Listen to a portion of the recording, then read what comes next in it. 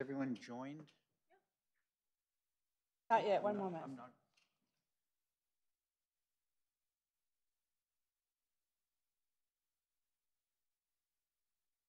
So I believe we'll have a presentation from planning staff.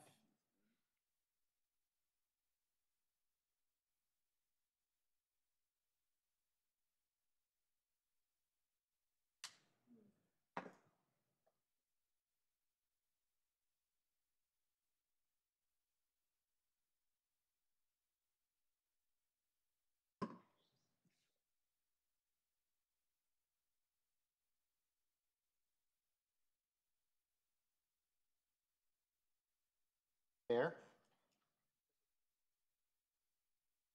We won't need it for this part of the meeting anyway, because we have quorum. Go ahead. Okay, so we're waiting for that screen to come up.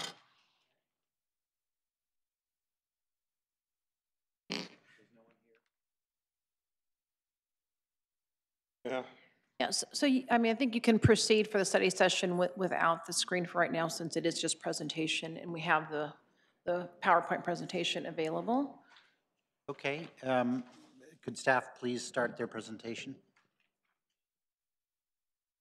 Thank you, Mr. Chair. So tonight we'll be talking about the zoning code update.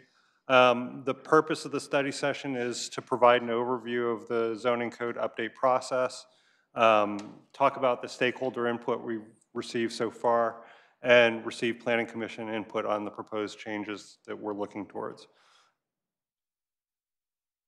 Really, so as a bit of background, the zoning code that we have is from 1969, nearly 50 years old, relatively outdated in terms of format and style. We want to bring it up to date, create a more easily accessible document, something that has more tables, more graphical information, and most importantly, complies or is more consistent with our general plan. So we'll be creating new zoning categories, working towards mixed-use zoning districts that we can apply along places like El Camino, and also fixing all of the known problems that we have, providing more consistency internally and externally, and incorporating any stakeholder input that we receive as part of the process. So as we move along, we're right in the sort of diagnosis stage where we're working through we're working through an old draft, we're incorporating new input. And so we're planning on 3 Planning Commission study sessions. So we're early in the process, but expect 2 more as we get closer to public review. As far as the proposed zoning code, it's relatively similar, at least at the high level, compared to what we have now in terms of having zoning districts and having an entire article devoted to that, having additional development standards for specific uses, explaining how we deal with non-conforming uses and permit processing procedures, and having definitions. But all of that is, has to be put in the context of incorporating 50 years of additional development and 50 years of development trends that we have to respect and find processes for. So last November, our consultant, Mintier Harnish, and staff held stakeholder interviews. So we interviewed both development partners internally and potential developers who've worked in the city of Santa Clara to hear their feedback on the zoning code and how it's used today. And their sort of primary categories, or we lumped their feedback into 7 primary categories: simplification and modernization, restructuring of administrative procedures, especially the way that appeals work, signs and parking, a lot of feedback on the use of planned development zonings, and how we can better deal with single family.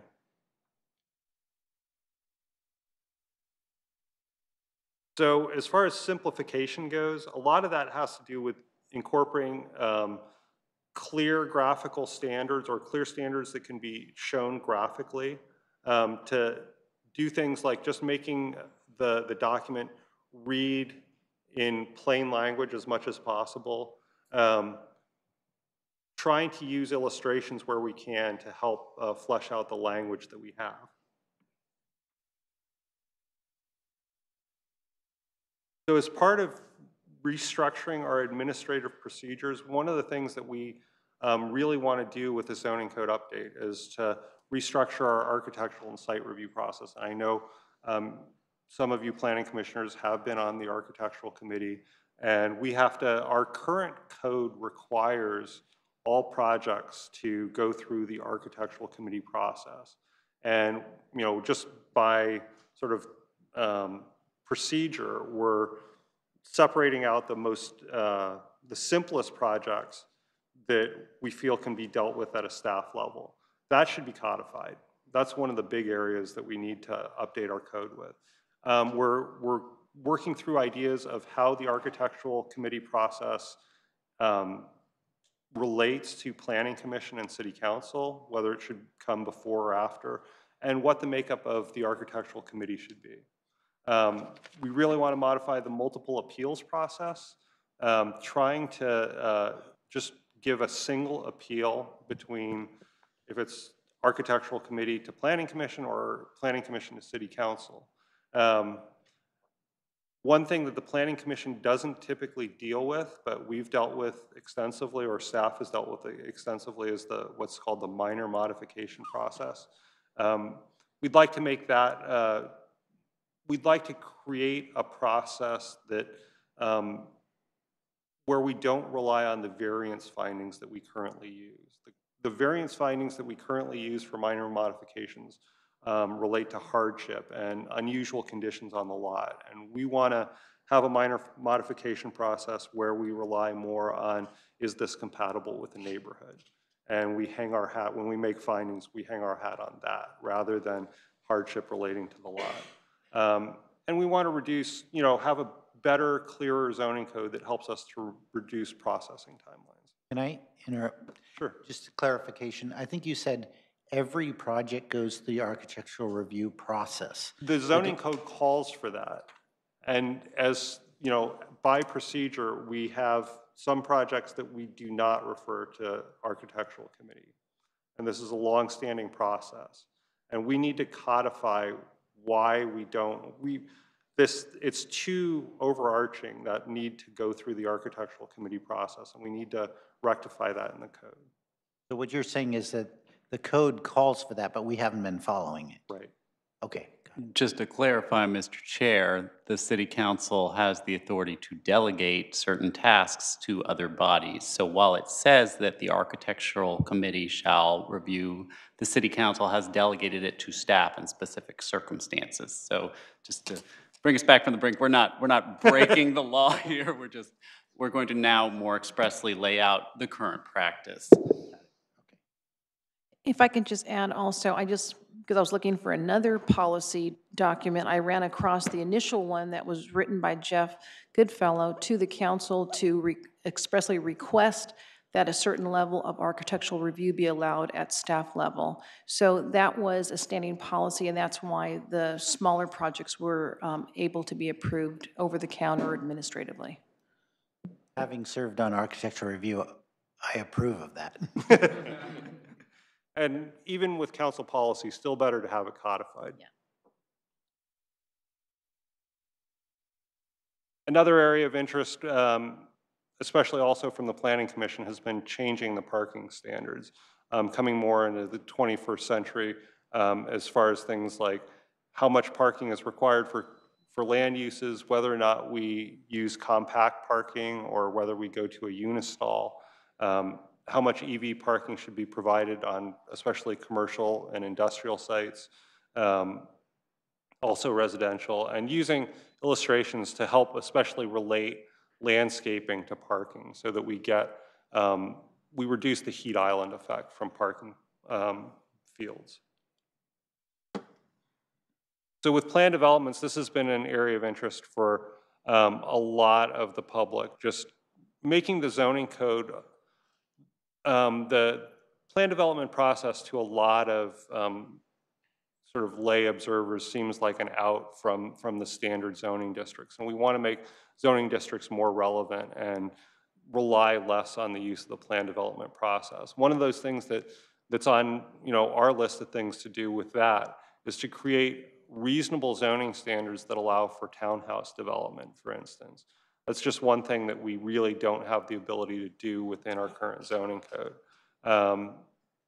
And yeah, so that goes to the idea of but yeah, limiting their use to really unique circumstances where plan development zonings, create benefit, basically. One of the areas of focused outreach that we're working on right now is within the old quad and thinking about an overlay district to create additional regulations to allow a little bit, to allow a different forms of development within the old quad, for instance. We're thinking about allowing slightly taller accessory structures, allowing different kinds of massing that really respect the old quad building and development patterns. We also need to incorporate the zoning standards that we've created for our specific plan districts, which right now we have the Lawrence Station Area Plan District incorporated into the zoning code, but with more specific plans on tap. That's a continuing item. For single-family zoning districts, again, revising the minor modification requirements. One idea is to codify our single-family design guidelines to make it easier to administer. To do things like allow larger garages, because our current code only allows garages up to 480 square feet, which is basically a two-car garage plus a little bit of storage. Possibly extending or increasing the maximum lot coverage over the current 40%, and associated items like that. So one of the things that that we'd like to do, especially from a staff level, is to make things that increase liveliness within the city of Santa Clara, like outdoor dining, more of an administrative process, not subject to a CUP, and have administrative standards that are easily applicable without a public hearing. Provide, on the CUP level, provide better development standards for drive-throughs and things like standards for food trucks. One other thing that we have to do that's not on the list is we'll have to start providing quantitative development standards to be consistent with current housing law if we ever fall into the position of not fulfilling our RENA obligations. So that's part of state law that we have to incorporate into the zoning code. So things that we've heard from Planning Commission, and we'll definitely give you an opportunity to add to this list. I have my zoning code issues list out on the laptop, ready to type up stuff. But things like EV parking, adding unbundled parking as a possible requirement for all residential developments, use of the Green Trip database, increasing the number and quantity of bike parking spaces within residential and commercial developments, doing things towards sustainability like cool roofs or data center power effectiveness. Also thinking about things like, we've heard about the need for extended construction hours, if there's noise monitoring attached to it, and things like live entertainment, that's ancillary to food and beverage uses. So as far as Planning Commission input, we're looking for comments on our overall scope, but also looking for input, any additional topics beyond those raised by stakeholders and anything else that you're interested in talking about. And then just as a sort of aside, just going to mention our continuing Old Quad Overlay District community meetings that go all the way through the next 4 months to December. And you can see the different topics that are available, that we're going to address at each of the community meetings. So those are all at the Senior Center on Fremont Street. And with that, happy to take input.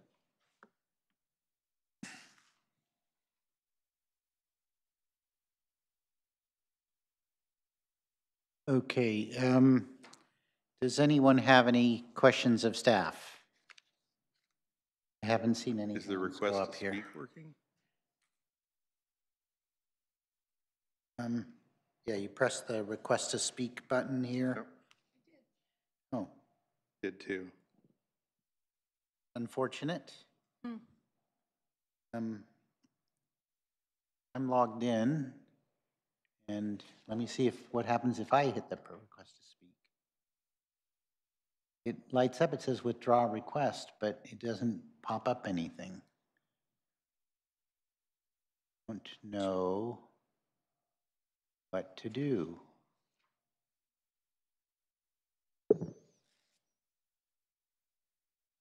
Okay, we'll have to use the lights, so please use the lights. Okay. Okay. So let's start with Commissioner Ukezi. Thank you very much. When are you putting together all the input from different stakeholders to, what's the last, like, can you talk about the schedule a bit? Because I understand you want this to go into effect next spring is what I read somewhere.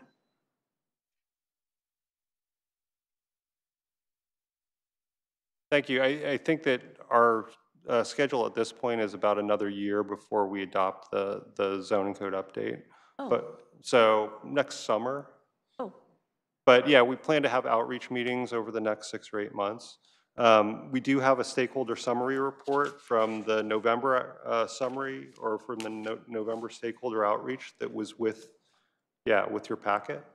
Can talk through that a little bit. That was focused at our development partners and developers within Santa Clara, the people who use the zoning code on a regular basis. But yeah, we'll have now a couple of open houses to talk more about the zoning code. so input from like the planning commission, we're gonna be providing input through those study sessions that we're gonna have? How Yeah, many- you can provide input through the study sessions. How many study sessions are we So going? 2 additional after this one. Oh, okay, got it. So I recently did a project at my home, and I don't know if this is within the scope of, what we're doing, but it's really hard to tell what the total fees and other costs are, administrative costs to the developer. Is that something we can address? Especially with the ADU where, we're trying to encourage more people to build something. So it's helpful to know the costs up front. That's something that's a little bit outside the scope of the zoning code update, but that's something that we're interested in and that we've been trying to do, have a cost analysis of development and be ready to tell people exactly how much it costs to build something. So that's a good comment and we can work on that. Okay, because the great thing is, from what I hear, Santa Clara, the cost in Santa Clara is like much lower than other cities, so it's something we should highlight. Yeah. Yeah. Okay. Else?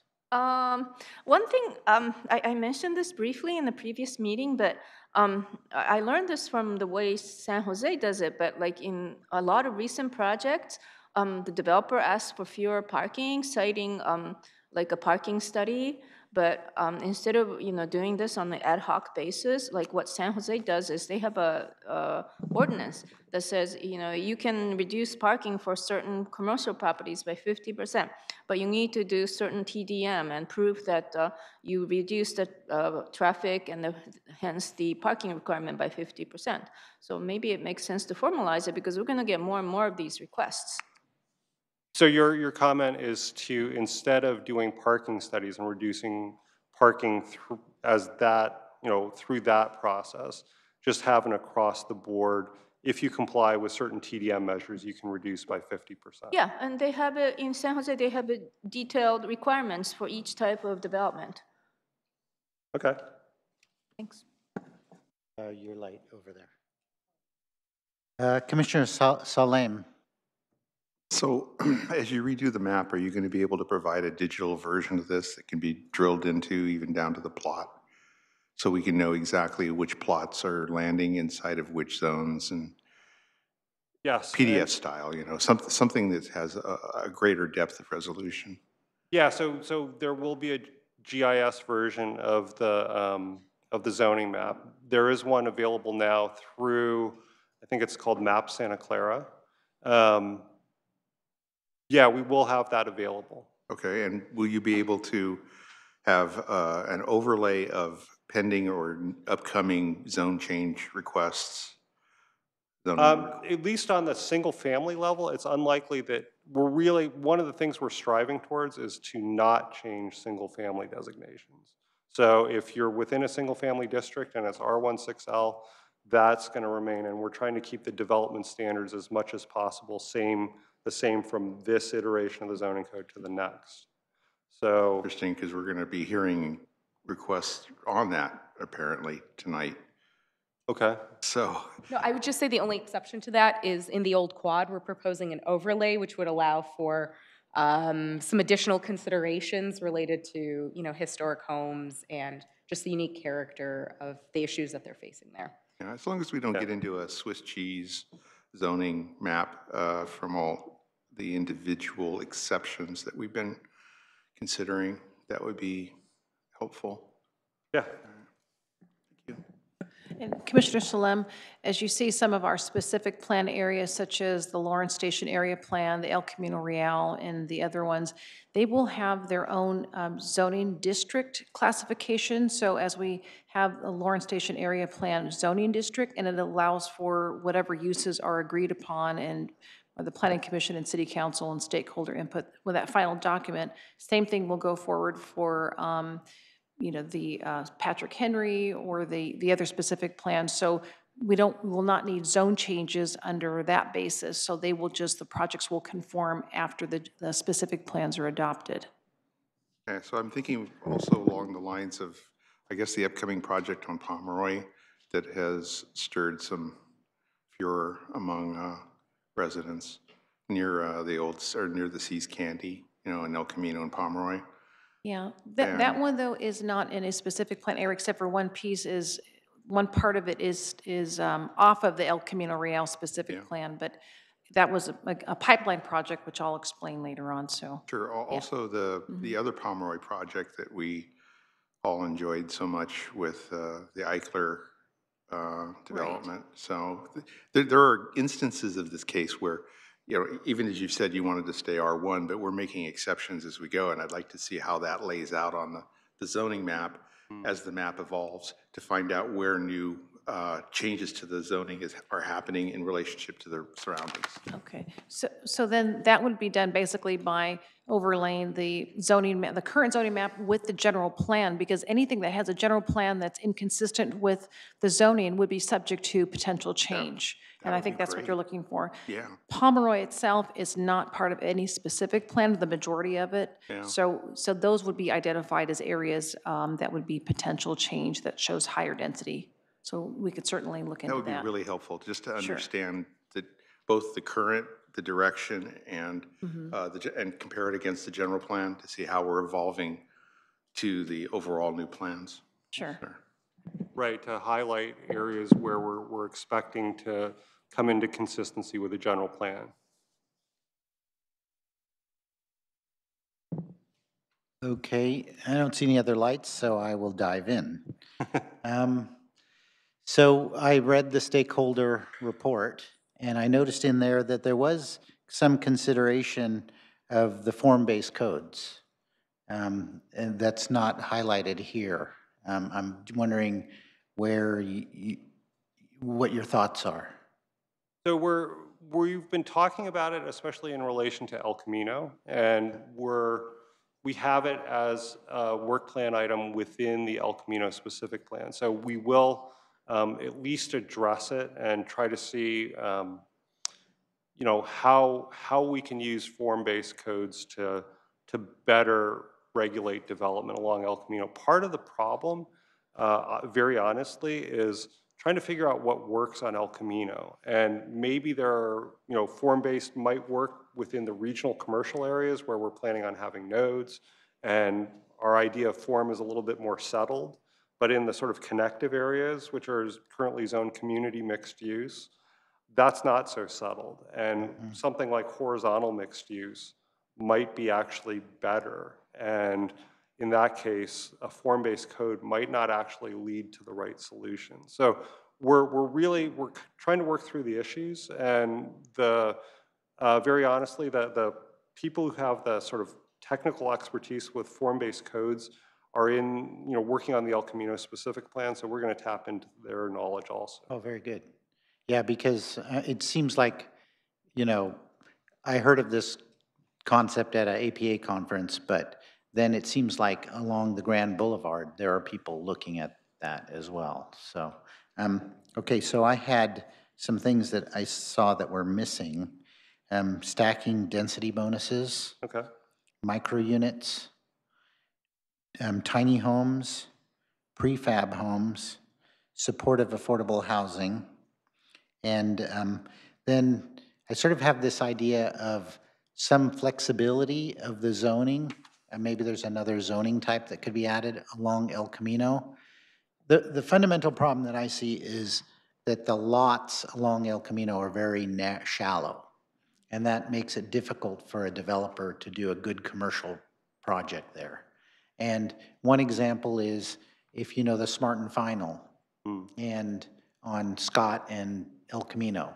The Smart and Final goes from El Camino all the way to the back street. But then along that same back street, there are some single-family houses there.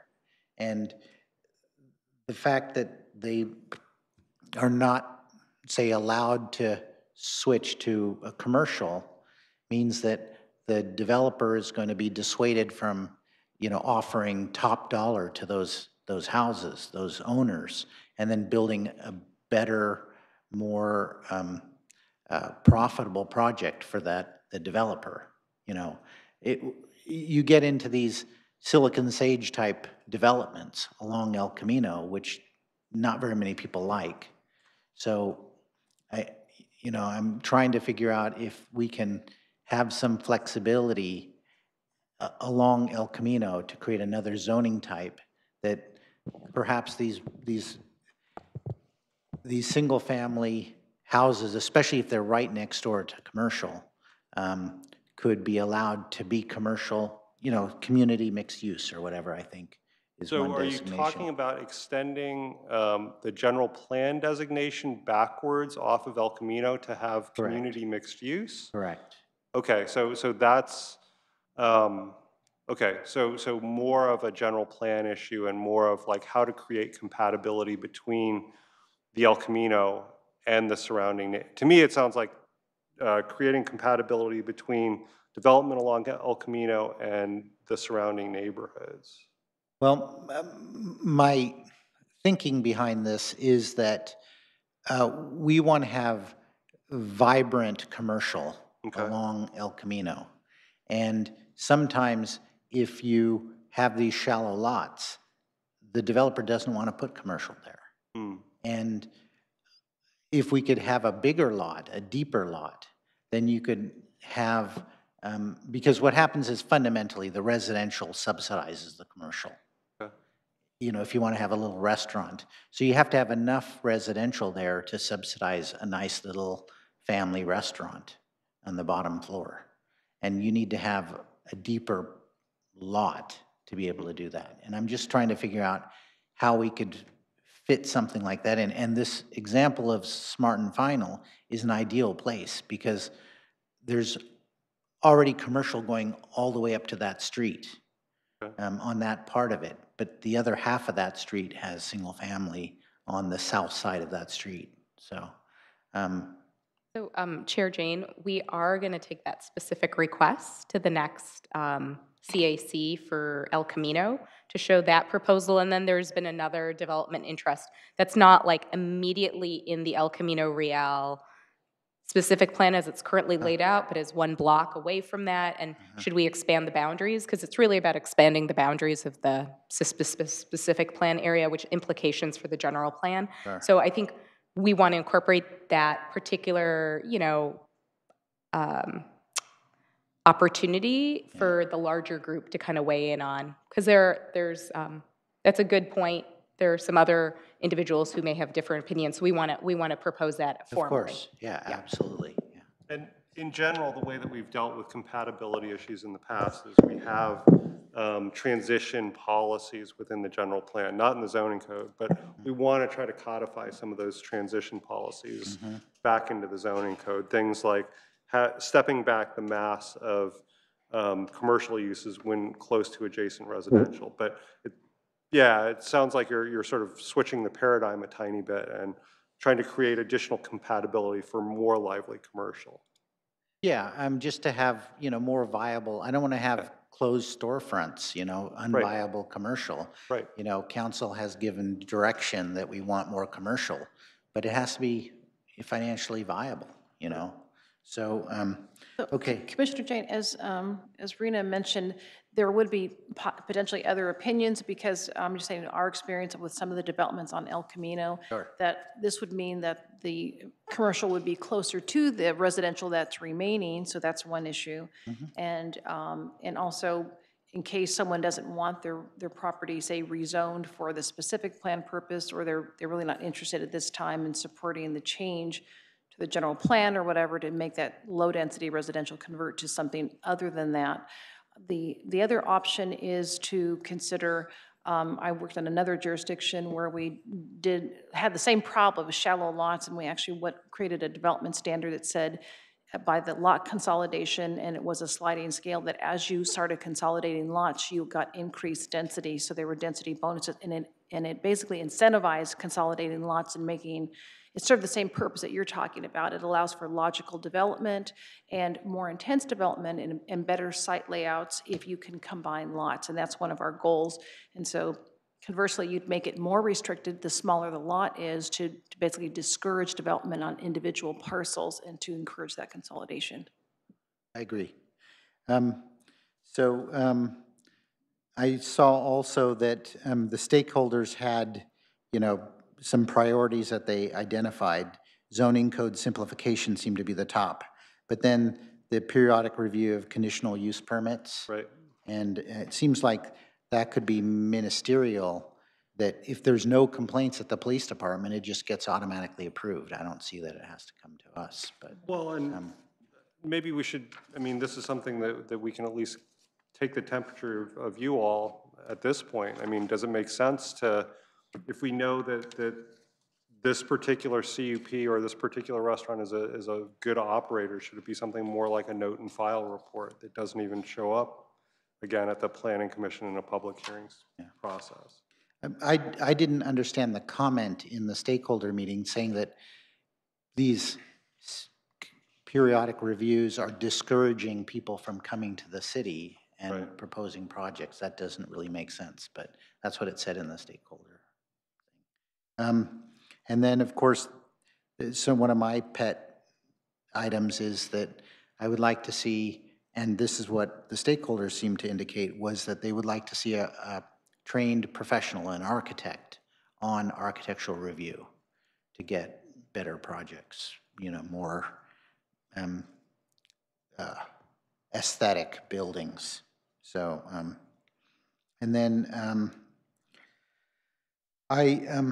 I saw that there was something about utility impacts on projects, and it seems like we have this map already along El Camino showing where the utilities are.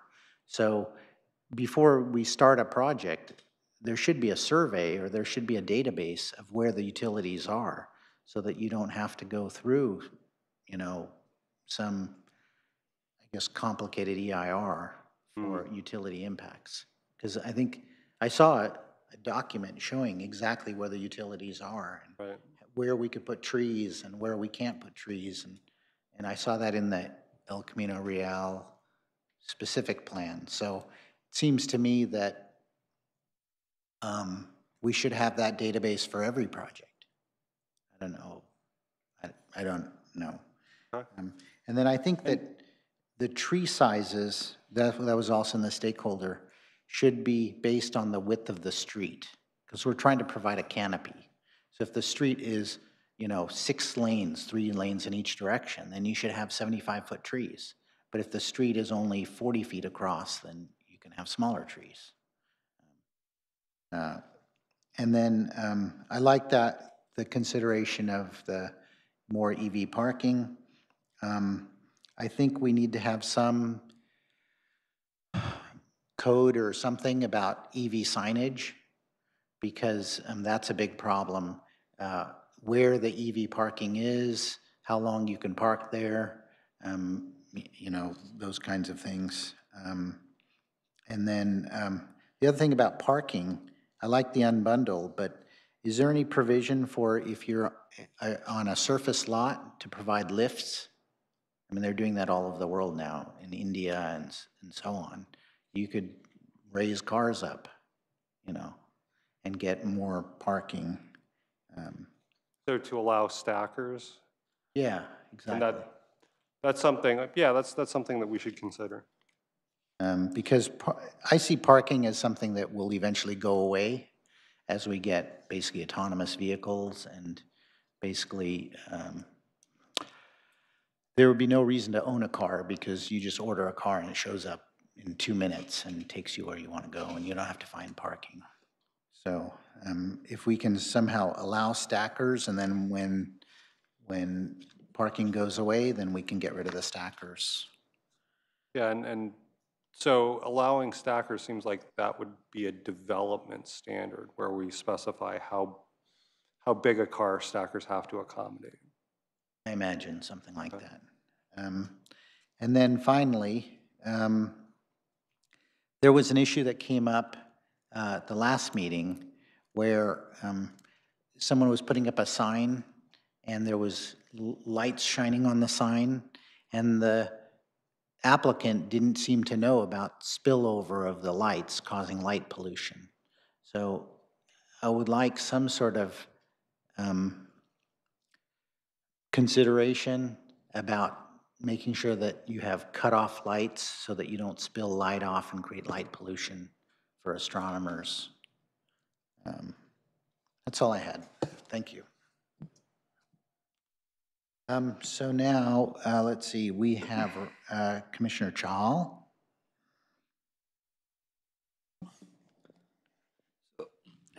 I'm not sure whether Commissioner Slame asked that question, like, it's coming back again and again, that single car garages.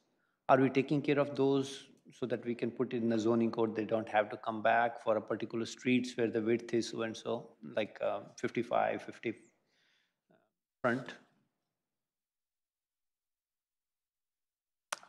So yes, we're thinking about, especially for older houses who currently have single car garages, continuing to allow single car garages even if they expand their house.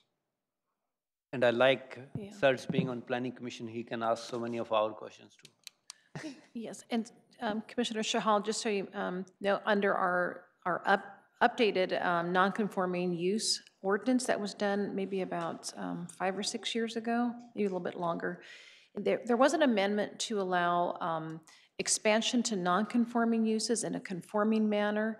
And while that's kind of a blanket statement, we haven't really applied it to single-car garages. But I think what we would do is clarify in the zoning code that as long as there was expansion of other parts of the house, that it meets the setbacks, that kind of thing, and lot coverage, that's when we can address allowing existing one-car garages to expand without having to apply for a variance. No, my question is not expanding one car, because they're taking a variance on not expanding the one Well, car. that's what I mean. I mean, not adding a second Not- parking okay, space. Got it. Yes. Got it. Okay, thank you. So as long as they add on in a conforming manner for the remainder of the house, then that would be, Yeah, not requiring a variance. yeah, for we the would not parking. require a second parking space, covered parking space. Okay, you're light? Okay. Let's see, Commissioner Casey. Chair Jane mentioned this briefly, but what are our thoughts on density stacking and micro units and affordable housing? So in terms of micro units, I think we need a definition for that. I mean, I think that to the extent that there are ways to create additional opportunities for affordability, we're very willing to entertain all sorts of ideas. So just sort of how it fits into our regulatory framework. I mean, so stacking is allowing additional incentives to be piled on top of each other. And yeah, that's something that we should think about as we revisit our density bonus part of the ordinance that we currently have. The density bonus ordinance does allow multiple incentives if the developers provide additional affordability or affordability at lower levels. So that is already somewhat built into the code, but I'd like to, definitely like to talk with you a little bit offline to get a better idea of what density stacking means exactly. Micro units, that seems like a reasonable idea as long as it complies with the building code. But there are a number of, I think there are sort of, economically, micro units are a tough sell, honestly, in the city of Santa Clara, just given the permit fees associated on a unit basis. The permit fees that we have, honestly, encourage developers to propose larger units because they're assessed on a per unit basis. And so that's something that we have to deal with other departments, honestly, to try to encourage them to rejigger their fees so micro units become a little bit more plausible to developers, honestly. So again, we would have to have a complementary, work with our other staff, as John mentioned, because we did work through a reduction in fees for the accessory dwelling units so that they were charged at an apartment rate. So it, of course, would require additional follow-up with the other departments that basically assist us with development review. And I guess related to micro units, the other consideration is just the densities we have in our general plan. Because if we're having smaller units, then potentially you can put a lot more units on a site. And our GP densities right now, I think, don't consider micro units. We have Tasman East that will have some higher density levels that'll be before you fairly soon. That might be a location where density in the micro unit format is more contemplated. But our current general plan densities, I don't think really think about smaller units and a lot more of them. It depends on the density range because we do have the very high, but that's in the station area plan. It's in specific areas, but it is possible to have it, if maybe it's tied to affordability since it inherently is going to be more affordable. Maybe that's, there's some tie there to where it's appropriate. Yeah, and so good question about, or good comments about where density sort of exists. Tasman East, one of the developers, is going to propose micro units on the order of 450 square feet.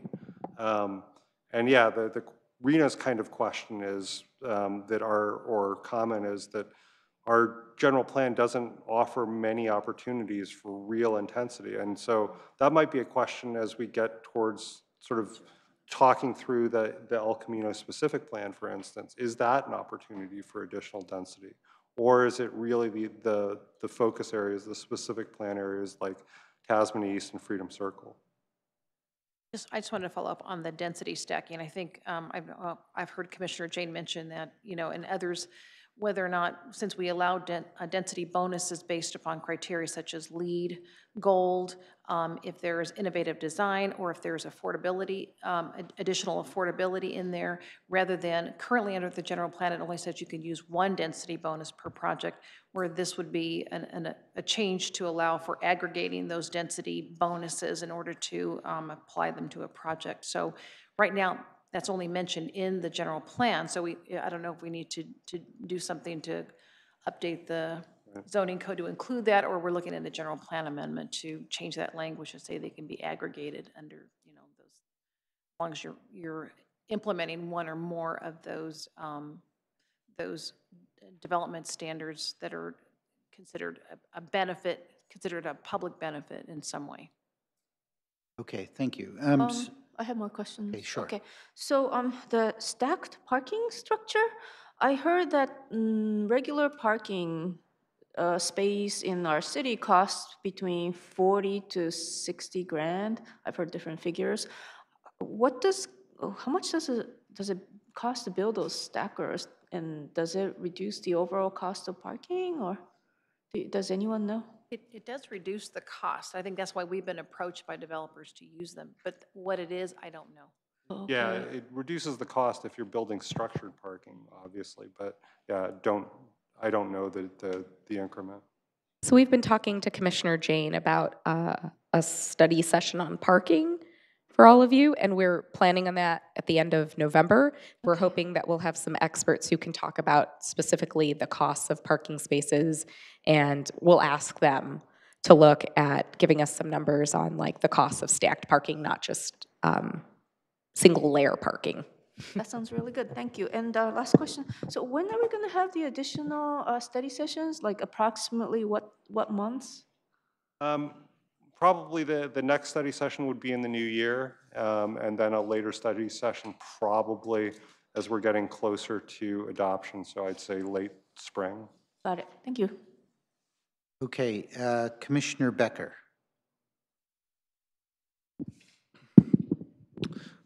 I really like what Chair Jane was speaking about, which is the tiny homes and the micro units, especially the affordable housing. My cousin who lives up in Washington recently told me that they have a neat little village up there full of tiny homes that's affordable for young people, a lot of people who are the Navy up there. I think it would be great for people who are trying to start their lives over here, especially in this area, a lot of people being single too, not just only families. The other thing is I hope that when we start creating this new plan, that we do take into the consideration, because I'm hearing it more and more from residents about the density on El Camino, that they hate it. I mean, yes, change is coming. You know, change is going to happen sooner or later. But at the same time, you know, they want that retail and that commercial. And Chair Jane is right about how shallow a lot of these places are. And I agree with him that maybe that's something that we need to look into a lot more. But the thing is, I think a lot of is when we went through this whole election for Measure A and the CVRA lawsuit, is we got a map really of where everything has been growing. I mean, these are 2010 numbers, but I mean, it's grown since then. And I'm seeing more and more that maybe we should be growing into industrial areas. I mean, I've been hearing more about it, which is like what Sunnyvale is doing, converting a lot of industrial areas into housing. And I think we've started doing that ourselves here too. But I think that would be a great way to do it. I think it's being more green by keeping business near the housing, so then you don't have to use your car. You can use a bike or whatnot. And also, I think we should try to put a lot of it towards near 101 too, which is what Sunnyvale and Mountain View I've noticed have been doing as well. Redwood City especially. And I don't know if BART is going to be the one going up the Lafayette corridor of the railroad. I don't know if there's any plans for that in the future, more transportation options for the railroad on the Lafayette corridor, because I see that as a very big opportunity for a lot of people, especially maybe redevelopment in those areas, especially the failed industrial areas. That's something I would really like to see done, mainly into the general plan, especially alleviating a lot of the traffic, which is already happening on El Camino, which a lot of the residents are complaining about. But lastly, is I don't know if it's even in the general plan or if we even considered that, which is homeless shelters. I know Santa Clara, we're getting a lot more homeless lately. I know San Jose's having some of the similar issues. And I would really kind of like to see that kind of also highlighted in there too. Is not as just a way of, oh, we're going to have a place for homeless people, just is a stepping stone for people, more to say. That's it. Commissioner Kelly. Okay. Getting back to the micro units, I assume most of those are going to be rental units. Is that correct? Yeah. Okay. All right. Does the city have any plans to do micro units that are for sale with some of our money that's paid by developers? And the reason I bring it up is young people would like an opportunity to start into the home ownership market. And they're not going to be able to afford a traditional home, but a 400 square foot home would be a possibility. And we should be using some of the money that builders pay into the fund for these micro homes, so young professionals or couples can get a leg up and not just pay money every month for rent. So what I'd like to see is that we have a policy that gives young people the opportunity for homeownership. And not just for young people, but obviously we need to have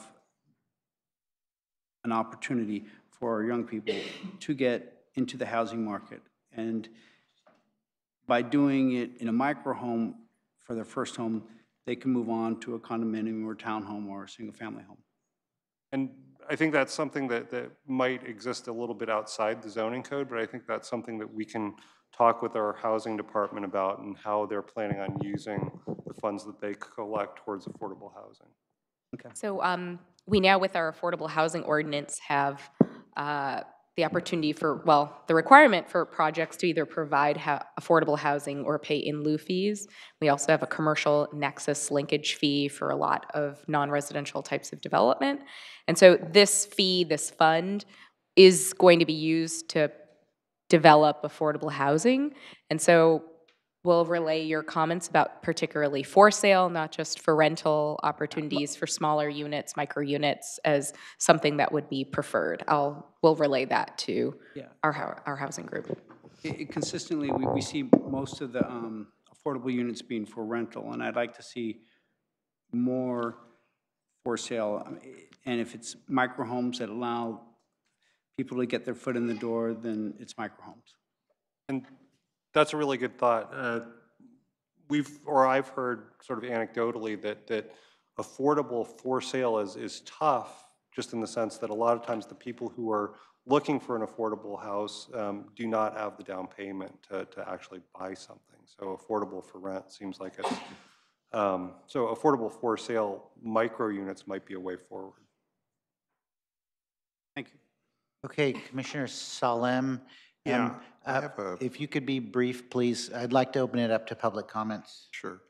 I'm curious as to how do cities like Mountain View fund and support their free public parking structures, and have we considered anything like that on El Camino? Thank you. I think that's something that we'd have to, just follow up on and present as part of the parking study session. That would No be great, idea because we're under constant pressure to have more and more parking, and then that goes against the effort of trying to improve El Camino for commercial.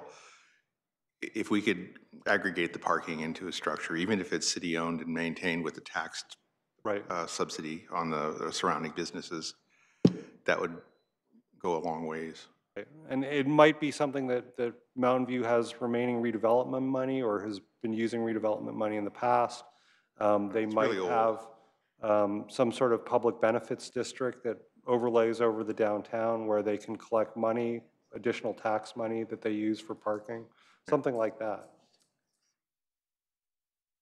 Okay, Commissioner Becker. In regards to Commissioner Kelly as well, if we do these tiny little home kind of things, if that was into consideration, people will buy them. I know they will, especially because I lived in a 400 square foot guest house. It was, somebody estimated at like $95,000 that they could probably build something of that same size. Would there be, in that same example, would we want to have property taxes on that as well as tax revenue to create something for the city to get out of that? Taxing structures is something that's beyond the city. It's assessed by the county assessor, so we don't have an involvement in that. Okay, so for the public, we're still in the middle of our study session on the zoning code update. Would anyone like to speak to this topic? Okay, seeing none. Motion to close public hearing. Second. All in favor? Aye. Aye. Okay, passes. Any other comments from I just had one comment. I know there was an issue about, one of the problems with micro units is the permit fees because we charge them on a per unit basis. Would it be reasonable to change that to a square footage basis for permit fees? The other thing is, it seems to me micro units are almost like affordable housing, and to reduce permit fees on that gets into the basically subsidized affordable housing. So we're basically applying a subsidy to encourage affordable housing. I mean, I think we could probably, I don't know if that meets our RENA, helps our RENA numbers or not, but, and then finally, you know, if we move to form-based codes, you almost wouldn't need to have a micro unit ordinance because you could just put as many units as you want into a certain massing. Okay. Okay. So, Yeah. Commissioner Jane, in terms of form-based codes, is your conception of it that it would not, so just from that statement, is your conception that it, you know, a form-based code would not include a density range? Possibly. Okay. I mean, you know, I find it hard to believe that someone would want to build a 100-square-foot apartment.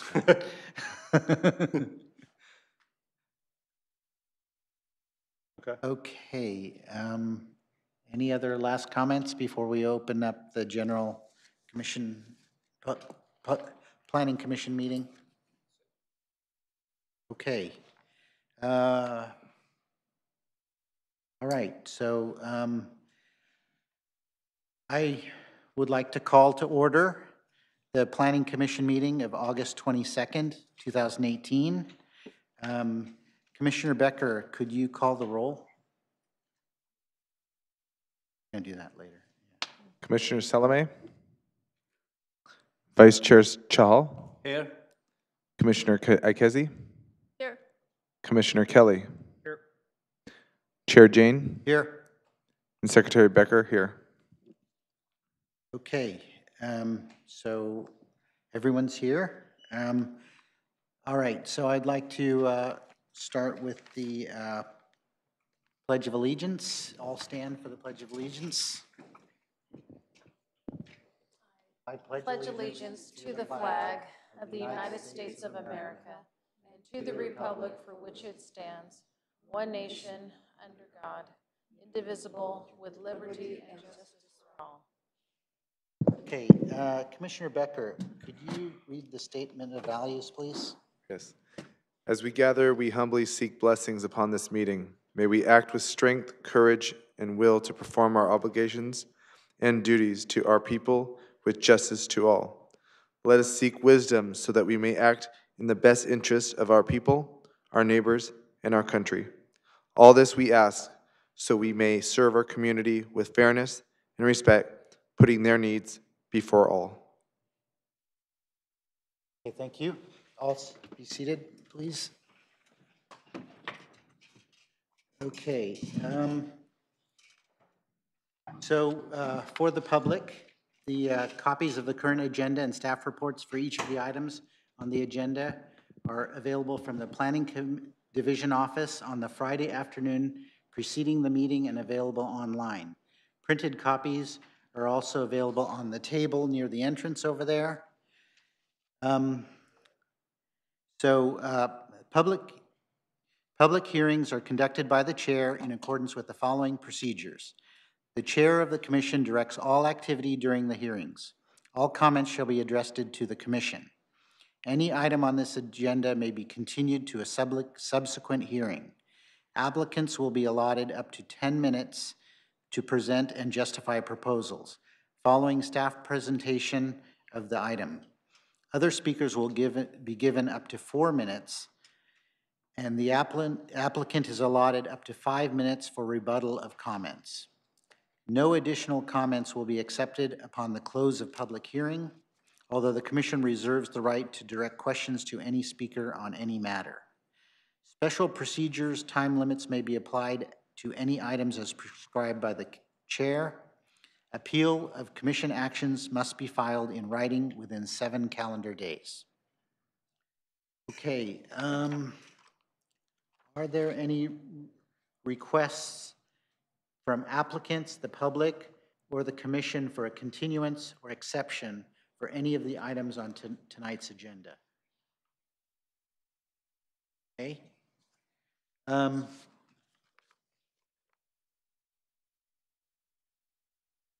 Secretary Becker, could you read the consent calendar for the record? Yes, we have 1A 18960, which is the action on a variance to retain a one-car garage located at 723 Armani Avenue. And then we also have 1B, which is 18-1077, the action on parking variance for the property located at 2919 Agate Avenue. Sorry, Agate Drive. Does anyone want to pull an item from the consent? Do I have a motion to approve the consent? So I moved. motion. Second. Okay, it is, we're not voting electronically, is that correct? Okay. Correct. So if we can ask you, since your Granicus system, I believe, is not working, or to please do a voice vote for if you're making a motion, and also raise your hand just so we can get that record, please. Sure, sure. I move to approve the consent calendar. Second. Second by Commissioner Kelly. All in favor? Aye. Oh, opposed, abstained? Okay. Consent calendar passes unanimously. So for those of you here who are here for the variances on 723 Armanini Avenue and 2919 Agate Drive, your project is approved, and you can leave if you want. All right. So are there any members of the public that would like to speak on an item that is not on the agenda?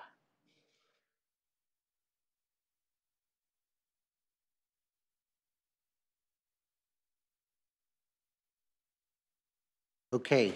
Do I need a motion to close public comment? I'm sorry.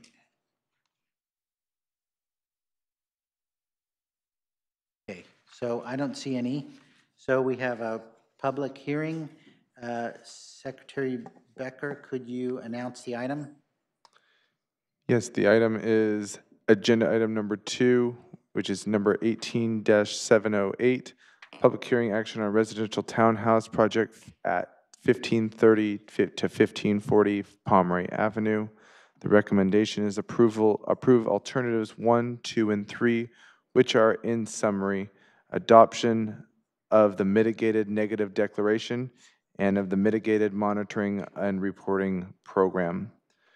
2, the rezoning to planned development. And 3, approval of the tentative subdivision map to allow development of 8 townhouse units. Okay, so we have a staff presentation on this item?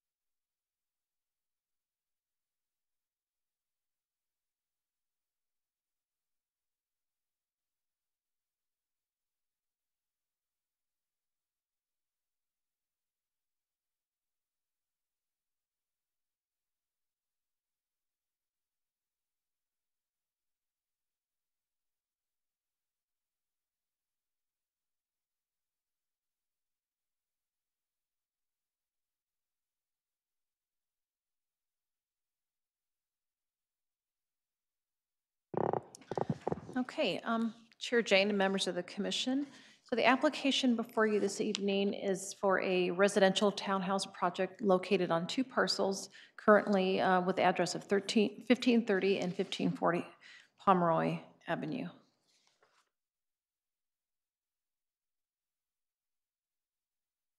The request before you this evening is to adopt a mitigated negative declaration and also a mitigation monitoring and reporting program. There is also a rezoning request for the 2 parcels. One currently has a zoning designation of R318D, so it allows for low-density multiple dwellings.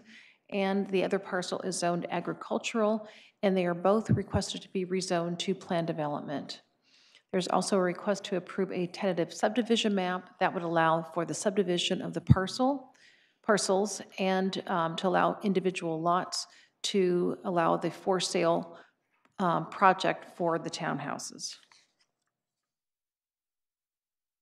So this is the site plan showing the layout of the proposal. So there's 4 units on each side. They're essentially mirror images. It's a total of 8 townhouses. They are attached. They are 2-story in format, and the total height of the buildings is 27 feet 8 inches.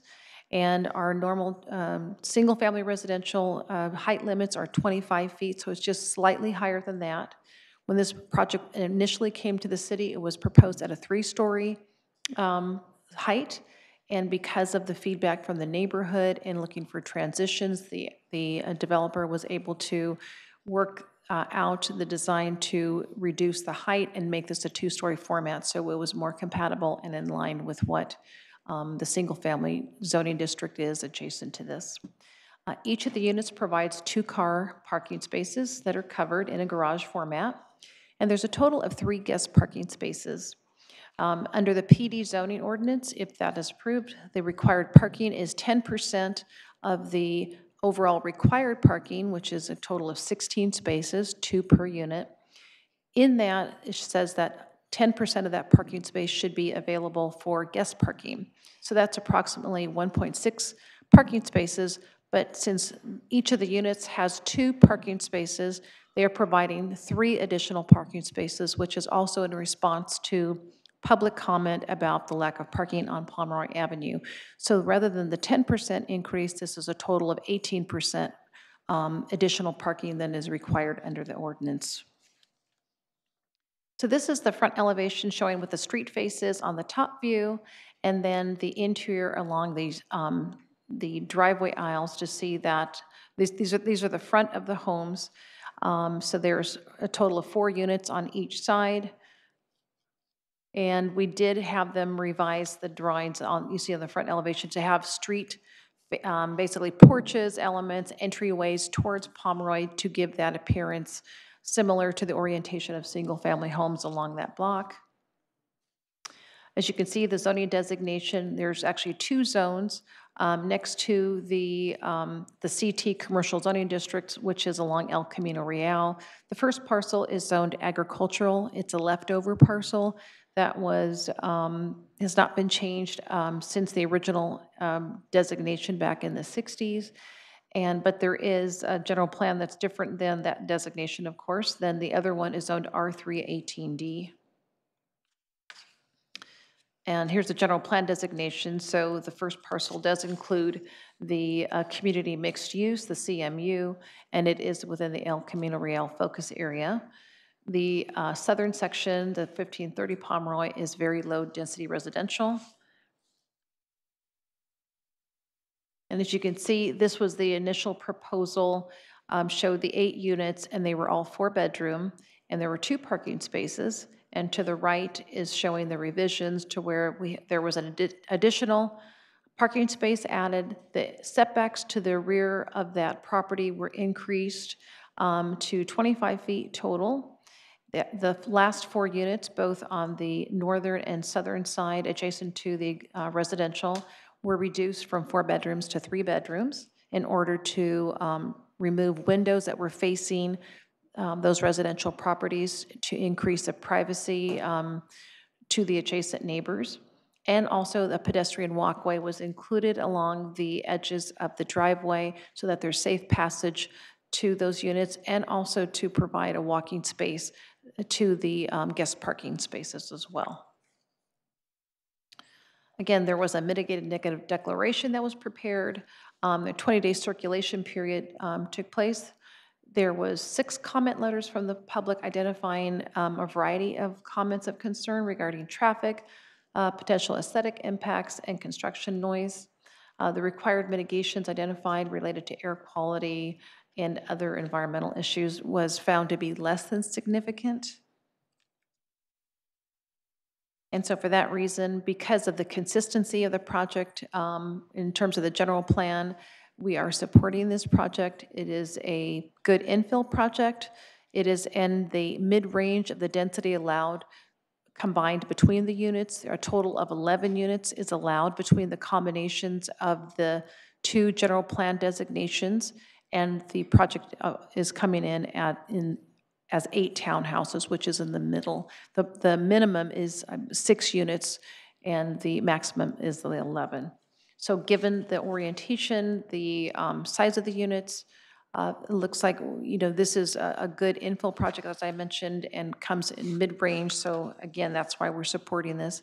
There has been additional consideration for one of the adjacent neighbors, just to mention, there is a large avocado tree, and there is a stipulation to protect that tree during construction, and if there's any damage to that tree, it would have to be replaced in the future.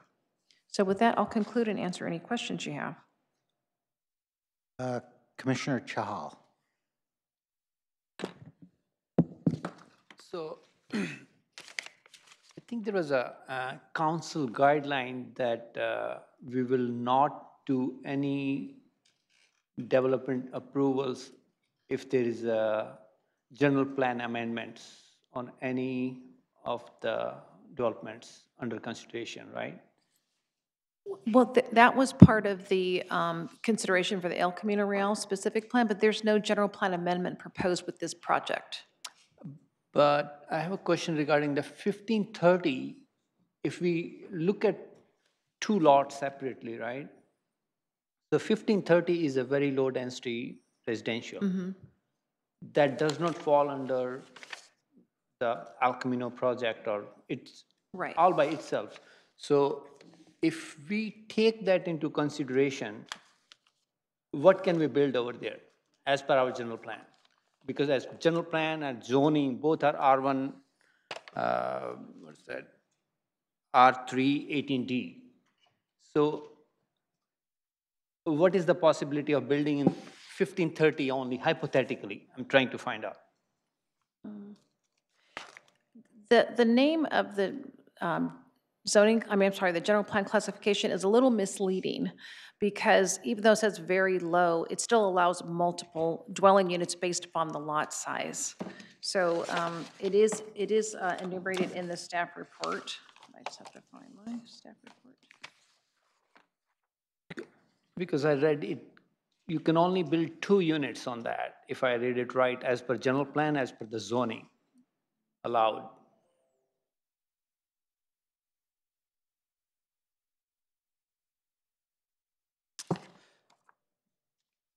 Yeah, the southern section would allow a maximum of 2 dwelling units. 2 I remember dwelling, reading Yes. that, yeah. Yes, it does say, yeah, Yes. in here in the discussion on the general plan density, it requires a minimum of 1 and a maximum of 2. Right. So that's what I'm thinking, like how we are combining these 2 lots. And basically when we are allowing more, basically we are making a general plan amendment in a way, or we are talking about PD, but that's in a way, like it doesn't fit into general plan amendment for 1530. No, whenever there's a combination, we're still allocating that area for that parcel and then calculating the density allowed for the CMU parcel separately. We're not giving credit to that other parcel for that density because we're throwing in the area. We're calculating each density separately and then adding those 2 together, and that's where we get. So it's basically, it's 9 for the CMU parcel and 2 for the low density. That's a total of 11. It's just being spread out over the 2, but the maximum is still, there's a limit. Yes. So there's no general plan amendment implied or manipulated for this But purpose? to me, it looks like, because there is a reason that one is R318D, because it's very adjoining to the residential, single-family residences. And if we combine it and then make it CMU, then we are trying to change the zoning on that for one reason or the other, basically.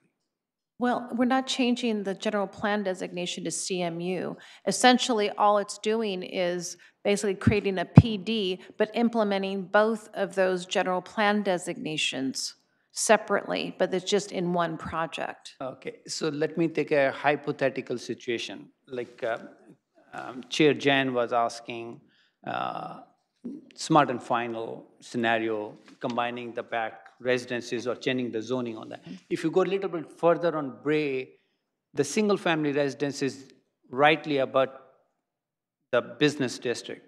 So if I'm a developer, I buy the business lot, and then I also buy the single-family house in the back, that means I can combine the two lots and make a high-density housing over there? No, because that general plan density is low, is very low-density residential. So This one is also very low density on one of the lots. I don't think those, but those ones, I think they might have a, I'm sorry, they essentially would allow for, yeah, say possibly the 2 units, but it wouldn't, we would still do the same type of thing. They would have to get either a general plan amendment, or they would have to have the limit of that area based upon the lot size and calculate the density. We would not, they would not be able to move to a higher density unless they would have the combined density for the project would still be reflective of the lot area it contributes to that project. Again, if we only do 1530, how much would be the setback for, let's say we build 1530 only, 2 lots. Yes. I'm just assuming hypothetically that 1540 is not in picture. We are just building 1530. So we can only build 2 units. Right. And what would be the setback limits on that? There wouldn't be a required setback because it would have to go to PD if it's a for sale project, because we don't have any other zoning classification that would allow anything for sale, because it requires frontage on a public street if it's single family, if it maintains a single family zoning designation.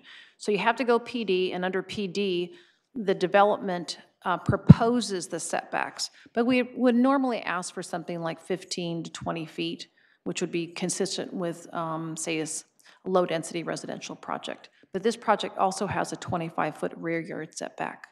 I think 15. Max is 15, not 25. No, I'm talking about the one to the west, that back property line. That's 25 feet. You have the parking spaces? No, that's Yes. towards the business on the Yeah, back, right? but the ones to the south, then those are 15, and that's fairly common. Okay. And,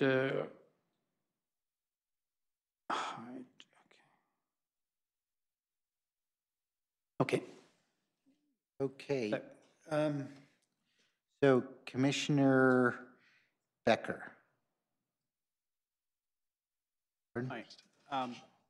You don't have your light on? I do. Yeah, he was first. Oh, sorry. Okay, Commissioner Kelly. Just a quick question. So 1530 is large enough for 2 single-family homes, correct? I'm sorry, Just piggybacking after Raj. So 1530 is big enough for 2 single-family homes, correct? it is available to have 2 homes developed on it. We'd have to see a site okay. plan if that was an independent project. And each of those homes could additionally have accessory units, correct? No, that's not correct. Because only only R1 6L and R1 8L are allowed to have accessory dwelling units, not planned developments. Okay, but basically by This would doing have it to be th- rezoned to planned development in order to develop 2 single-family homes. Okay, And under PD, our code does not allow for accessory dwelling units under the PD ordinance at this time. okay, so locking it in this format, no accessory units, like, No accessory units. okay. Thank you. Okay, Commissioner Becker.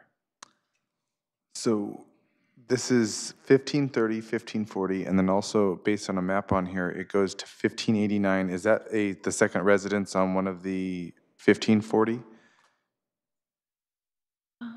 Because on the maps, it goes 1530, 1540, 1589, and then Mel's Mini Mart. That's 1593, and then we have C's Candy. So I'm really curious if 1589 is included with 1540. It's not, It's not? no, Okay, so it's a different parcel. parcel. Okay, so basically then, so is anything, my real question is there anything in the pipeline of that mini mart or C's being developed in the near future? There is not. There's none, okay. Okay. Thank you. Okay, so just to reiterate, if the developer wanted to just build according to the current zoning, the developer could build 2 units on the southern property, 1530, and they could be 2 stories, right? And the developer could build up to 9 units on the northern lot, right? Which is 1540. 9 units, but they would have to be rental only Yeah, unless yeah, you I'm just obtained saying, a PD. I'm just right, saying. rezoning. So you could, Yes. as you had said, you could have 11 units, and we wouldn't really have to do any rezoning or anything, right? I mean, that's what would be allowed. Right. And They would now, all have to be rental, but they could be Right, approved right. through an architectural approval. and so the traffic impacts would be there from that type of project, right? Correct. So I'm just saying that the fact that we're doing 8 units means that there should be less traffic than if the Yes. developer had built a total of 11 rental units. Yes, that's Okay. exactly what the traffic study says. So it quantified the number of units and what the increase is. So it would be proportional for if there were additional units. That's all I had. Thank you. Mr. Chair, I apologize for being a little slow to react, but I think I finally have an answer to Commissioner Shahal's question. So you were asking about what if you just developed that southern parcel, which currently allows up to 2 dwelling units, and here we have a proposal for 4 dwelling units, but we're not changing the general plan designation, so how is that allowable? The reason it's allowable is because of discretionary use policy 5.5.1-P1. It says for residentially designated properties under a half acre in size, the city has the discretion to allow an alternate density of up to 1 range higher or lower than the classification shown on the general plan land use diagrams. So in theory, if it was just that southern portion being developed, you could get the 4 units by going 1 category higher than the existing category. So no general plan amendment is necessary using that policy. But as Ms. Ciara explained, of course, we're just considering the entire 2 units, 2 parcels together. Does that help to clarify? Okay, Commissioner Becker, do you have something else? Okay. So is the applicant here? Would you like to present? I believe you have 10 minutes. Is that correct? 10 minutes, okay.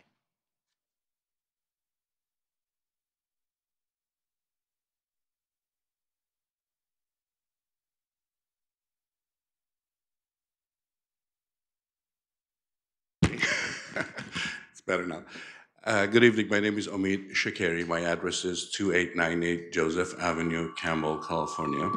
And I am one of the partners and representing the applicants and the property owners, essentially. As it was mentioned, we're doing 8 townhouse units. I just wanted to kind of go over the highlights of our projects. Hopefully, I'll try to stay within 10 minutes. Our projects, we believe, has a positive impact on the neighborhood. We'll be discussing also how it acts as a buffer between single-family homes next to the potential mixed-use uses that is going to be developed to the north. Also, we'll talk about a little bit about positive impact as far as physical impact and also the housing impact for Studio Santa Clara as a whole. And we'll also talk about how what kind of an impact it's going to have on traffic, and then also how compatible it is with the neighborhoods. And finally, we had 3 meetings with the neighbors, essentially community outreach meetings, and I'll briefly talk about those.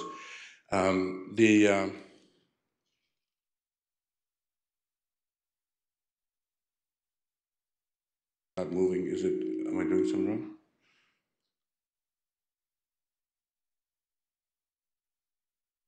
Oh, here it is, I'm sorry. Okay, here's how our project has a positive impact in the neighborhood. We essentially, our experience has been when we've done a lot of infill projects. We've done a few in Santa Clara and all the way through Santa Clara County.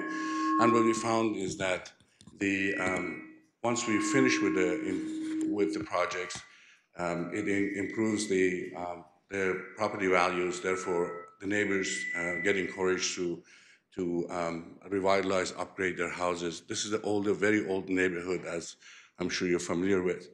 We also, once we complete this project, we invested approximately $8 million in this neighborhood. As part of the development, we will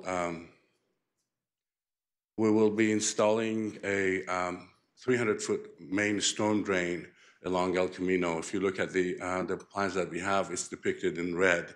So there is no main storm drain right now at this location. So we'll be installing that. We also will be installing a fire hydrant. We will be also removing the existing monolithic curb and gutter and sidewalk. This is an example of what it is there now. And then we will replace it with a curb gutter sidewalk that essentially have a park strip between the sidewalk and the street. That's going to make it a little more pleasing for the people who walk, because there are lots of people that walk actually from here to the commercials on El Camino Real. We also will be installing conduits, for utilities, for future undergrounding the mains in the neighborhood. The next item would be how are we going to, what kind of a buffer are we going to provide? Again, here's an example of one that is on El Camino, 2615 El Camino Real. It's a 4-story building that was just completed. It's right next to single-family homes, 1-story. You can actually see how overwhelming it's going to be. And then essentially what the effects we're going to have, we're going to push all of those mixed uses about 120 feet away, the width of our project.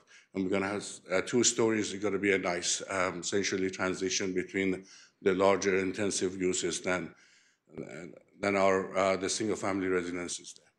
The next, for whatever reason,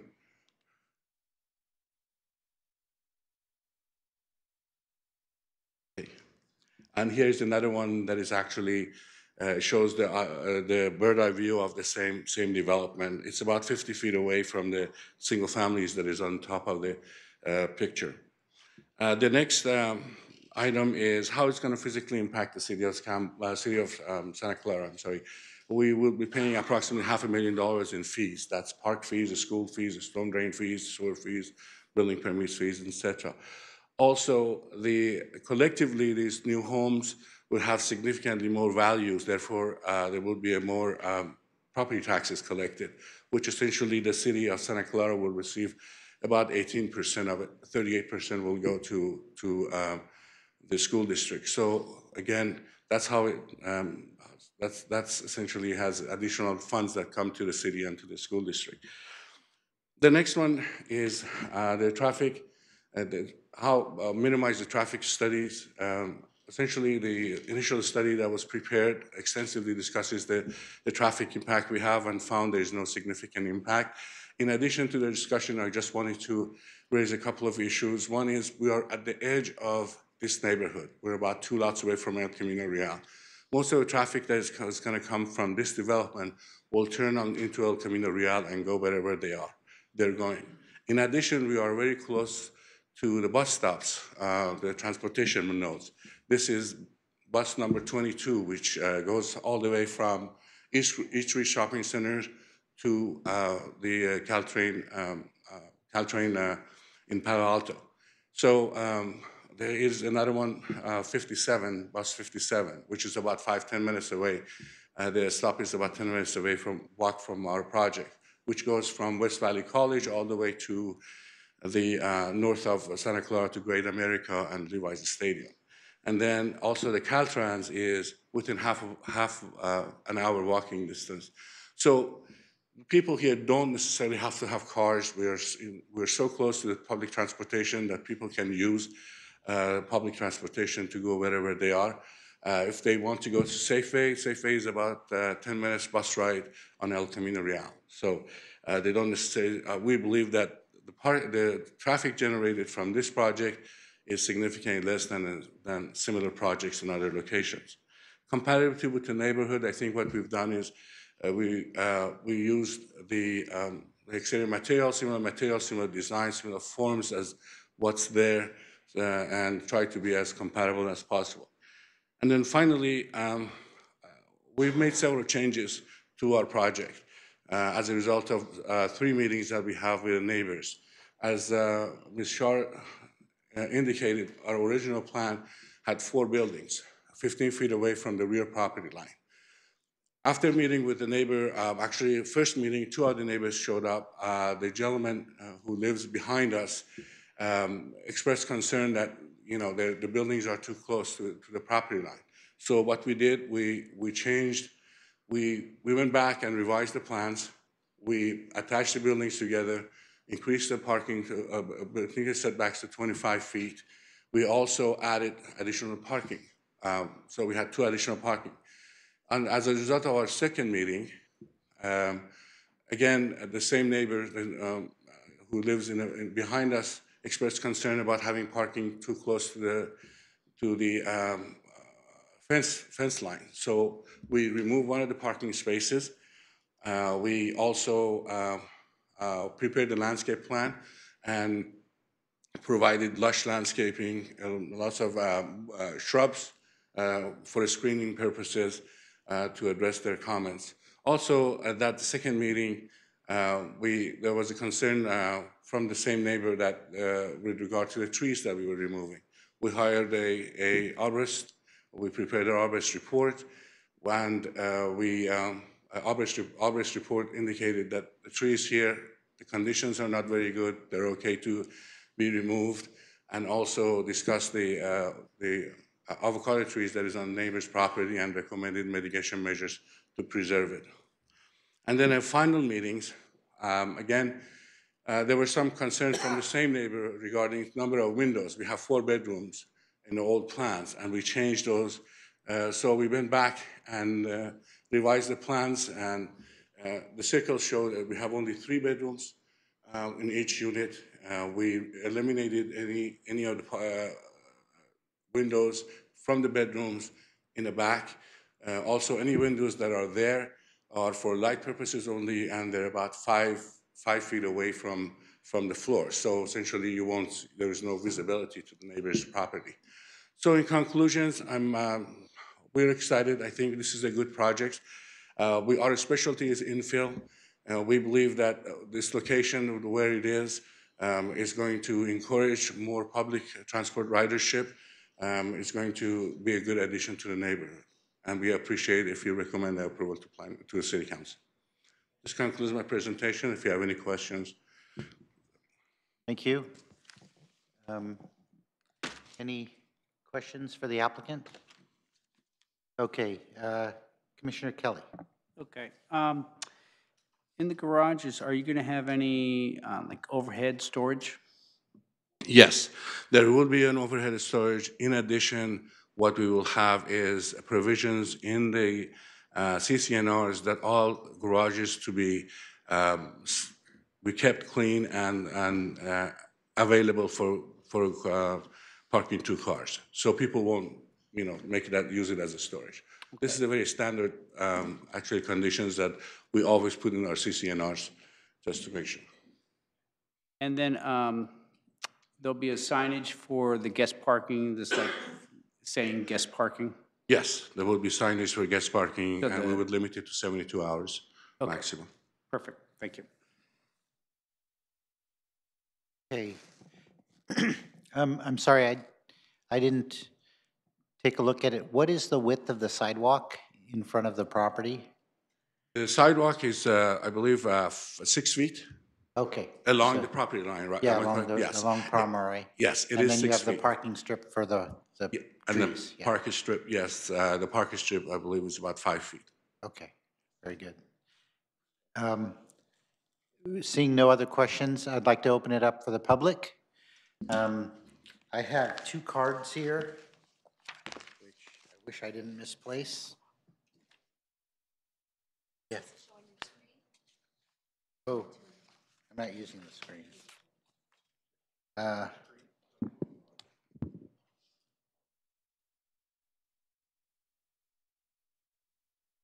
Okay, first Commissioner Becker, sorry, I didn't see your light. It's okay.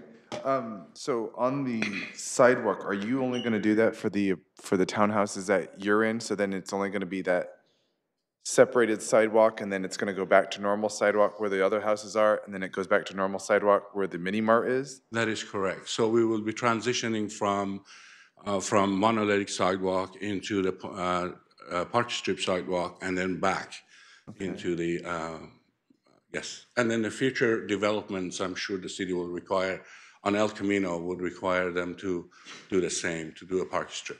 And how many parking spots, for guest parking spots were there again? 3, 3? yes. 3 outside, and then 2 car garages. Okay, thank you. Okay, thank you. So I found my cards. So I have Hong Choi, and then John Lesnick, and then any other member of the public, if you'd like to line up behind them. You have 4 minutes each. 3 minutes? 3 minutes? 2 minutes? Oh, 2 minutes, sorry. Okay.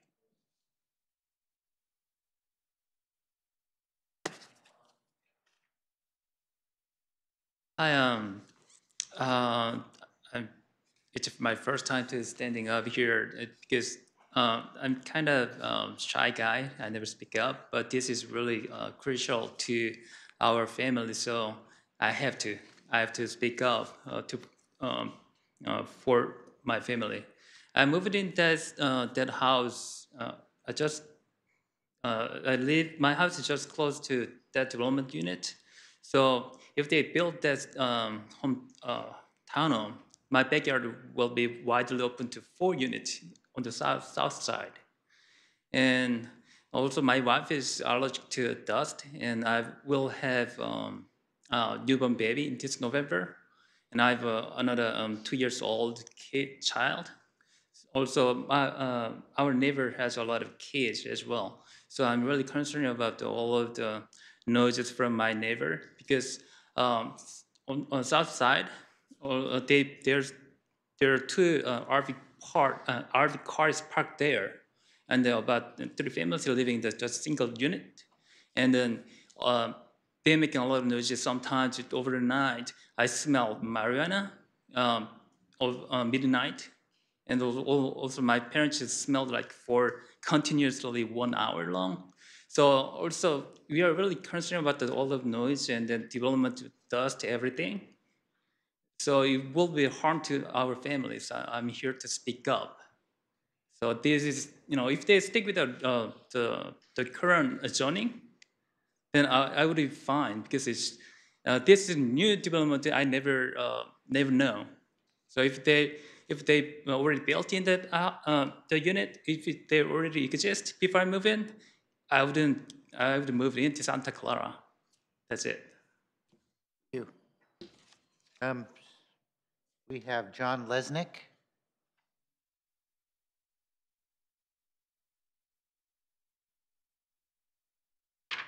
So there really isn't much time, so I'll try and be pretty fast. Although I like the traffic adjustment because it seems to meet Chair Jane's question about the number of units, if they're separated differently and not really having an impact. And I actually want to start with Commissioner Chahal's point and bring up that on April 18th, 2017, the City Council minutes note a motion was made and the second carried, the council agreed to defer consideration for the new projects along El Camino Real Focus Area Plan requiring general plan amendments. So until the initial community outreach is completed for the specific plan. So the second motion was made, second carried, and the council approved the following current pending rezoning projects to move forward for future council action prior to completion of the initial specific plan community. That was as long as they didn't require a general plan amendment.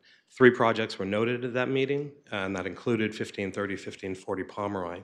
So obviously 1530, 1540 Pomeroy wasn't approved, and if it did not require a general plan amendment, it would have been approved. So there's a big question about why this isn't requiring a general plan amendment as currently proposed. So recently in the mail, I got a notice for soliciting input to the specific plan described in that council meeting, and that's supposed to have happened very recently. So I'd be interested in reading the minutes describing the reversal of the decision on these projects. So I question whether this hearing is really appropriate or justified in light of the council decision at that point and how it's carried on through to this date. Now, another point is that the project data and maps document was recently made public. So on page 1, the existing general plan designation is community mixed use and very low density residential, while the proposed general plan designation is the same. So there's a zoning district change proposed to include 8 residential housing units, and it's disguised in a plan development rezoning. So the general plan has several designations for residential housing to reflect the project proposal, and it should be used appropriately. Looking at the general plan map on page 4, how in the world is the proposed rezoning with these residential units, this is ridiculous, equated? You can have 30 seconds more. Well, when you talk about the PD as being just a big farce, which it is, and there's actually a commission right now looking at these rezoning issues. And my concern is that we have the El Camino redevelopment specification plan currently going. We've got the rezoning, which is bringing up these questions about the PD. 22 experts called plan developments are used too often, causing spot zoning across the city. They comment that it's used specifically to just avoid zoning ordinances. They're basically putting a finger up to this group saying, we're getting around all that you want, zoning ordinances, by calling it a plan development. Thank you. Any other members of the public?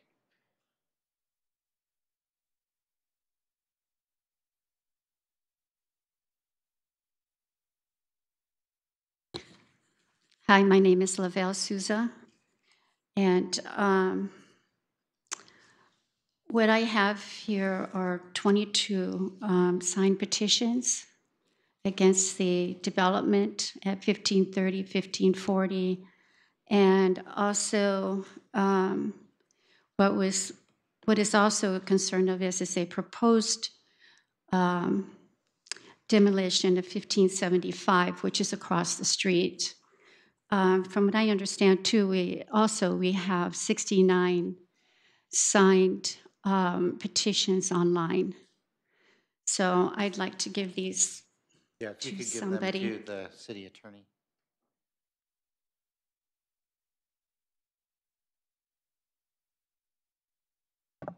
So what is concerned here is the infrastructure along the Pomeroy Avenue. As we know from Pomeroy, from the El Camino to Calabasas, it is a more narrow type of street than the rest of Pomeroy. And my time's almost up anyway, but I think if you read our petitions, you'll understand better where where the people are coming from, who are the neighbors and residents around Pomeroy and also the community. Thank you. Anyone else from the public? Well, Pasquale, 693 Laurie Avenue, and I think that this project is great for the neighborhood, and I think going forward, hopefully that you guys approve. Thank you.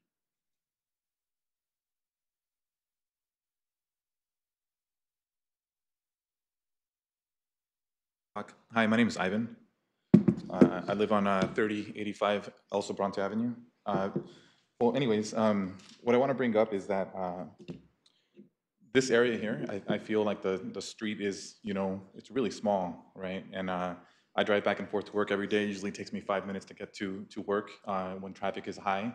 It actually takes about 20 to 30 minutes to get to work. And I'm not sure who's coming up with these traffic surveys, right? And how small the projects of the traffic surveys are. It looks like you're only looking at a small little area, right? But the traffic surveys are totally off. I would say that that having these buildings here will actually increase the traffic. Something that was said that I don't think was actually correct was that people will take the buses. I mean, if he believed that the people took the buses, then why would he have so many garages, right?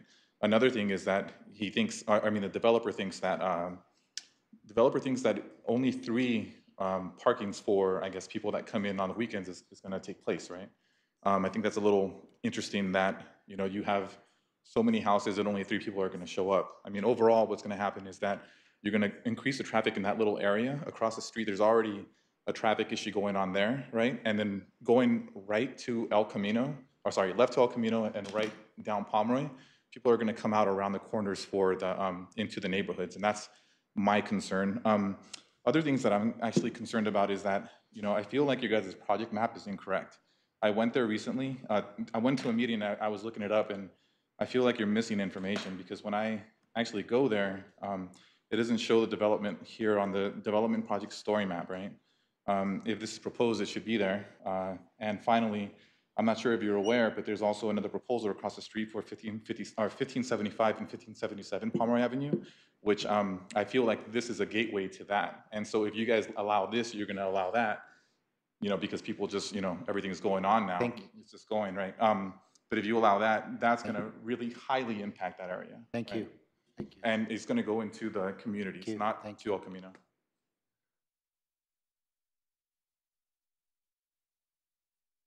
My name is Val Pascual. I am the owner of the property, 1540 Pomeroy. Honorable Councilor, it's my first time to speak to the council, but maybe I am a little nervous. But I brought my family with me just to give support for our project because I think this will be a good show window for that part of the neighborhood because it will change entirely the environment of the neighborhood, especially, the back of it are small houses or something, and this will bring up something, and we will put many things as described by our engineer that these are things that will contribute for the city of Santa Clara. And I really ask your favor, your kind consideration, and your approval of this project. Thank you very much. Thank you. Anyone else?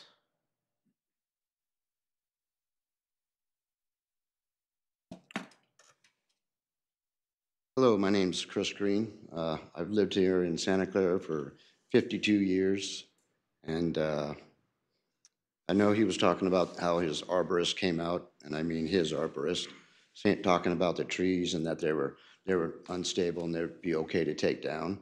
There's a 50-foot walnut tree in there that's 100 years old, so it made it 100 years. I guarantee you it'll make it another 100 more. He talked about the avocado tree. This avocado tree is 55 feet tall. I mean, you can come and look at it yourself if you'd like. I just think it's something that's being taken advantage of in the city. This has been known as a small community town, and it feels like it's just being exploited.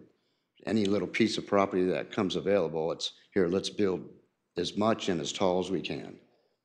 And I'm hoping that you really look at it as if it was your backyard that was being imposed, and they're looking right into your house. Thank you. Thank you. Any other members of the public? Motion to close. Motion to close public hearing. Excuse me, Mr. Chair, we need to allow for rebuttal. Oh, I'm sorry, yeah. Would the applicant like to rebut? 4 minutes? 5 minutes? 5 minutes, okay. Actually, that would be very quick. You know, the avocado tree that the last gentleman referred to, of course, is on the neighbor's property. Uh, the mitigation measures that we are doing is actually we're building the foundation as a peering grade foundation, so there's not a continuous foundation, regular standard foundation that would could harm the root system, and also we will be fencing it off, the portion that is on our property, to make sure that we won't store anything, or the contractors won't store anything there, or create any problem with it. As far as the walnut trees, all of those trees are actually in a very failing health.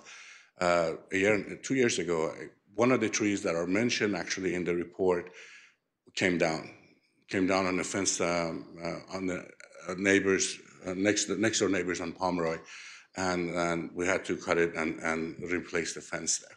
So these are not actually a very good health and a potential hazard if they're not taken care of. But if there's any other questions, I'll be more than glad. Okay. Okay, I see that there's some lights here. Commissioner Kelly, do you have a question of the applicant? I do. If you could just touch on your policy as far as mitigating dust and noise when construction is underway? Yes, essentially there are going to be a limited hours of operation that is in the code. Also, as regarding the dust control, we will be using water, essentially spray water during the grading and demolition there to control the dust. They're pretty standard. With regard to the noise, we will have definitely all the machines that are there will have mufflers, so that way reduce the noise as much as possible. And again, we will be operating during 8 to, I believe, is 5 or 6 o'clock in the afternoon.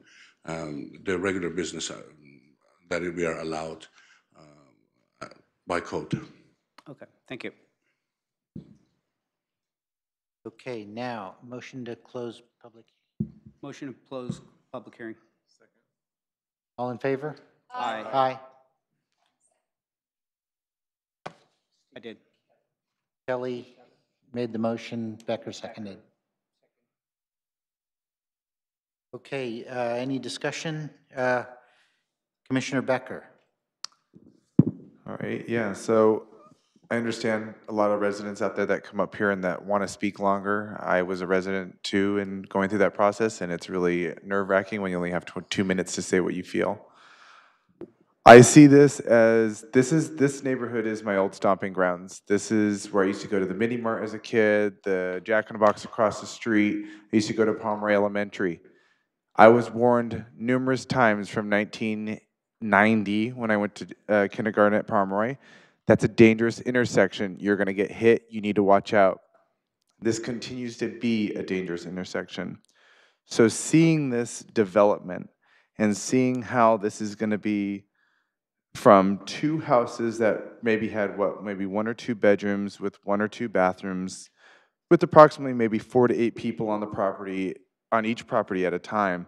Now we're going to go to 8 townhouses with 16 spaces for cars, including 3 guest parking spots. That's a total of 19 cars.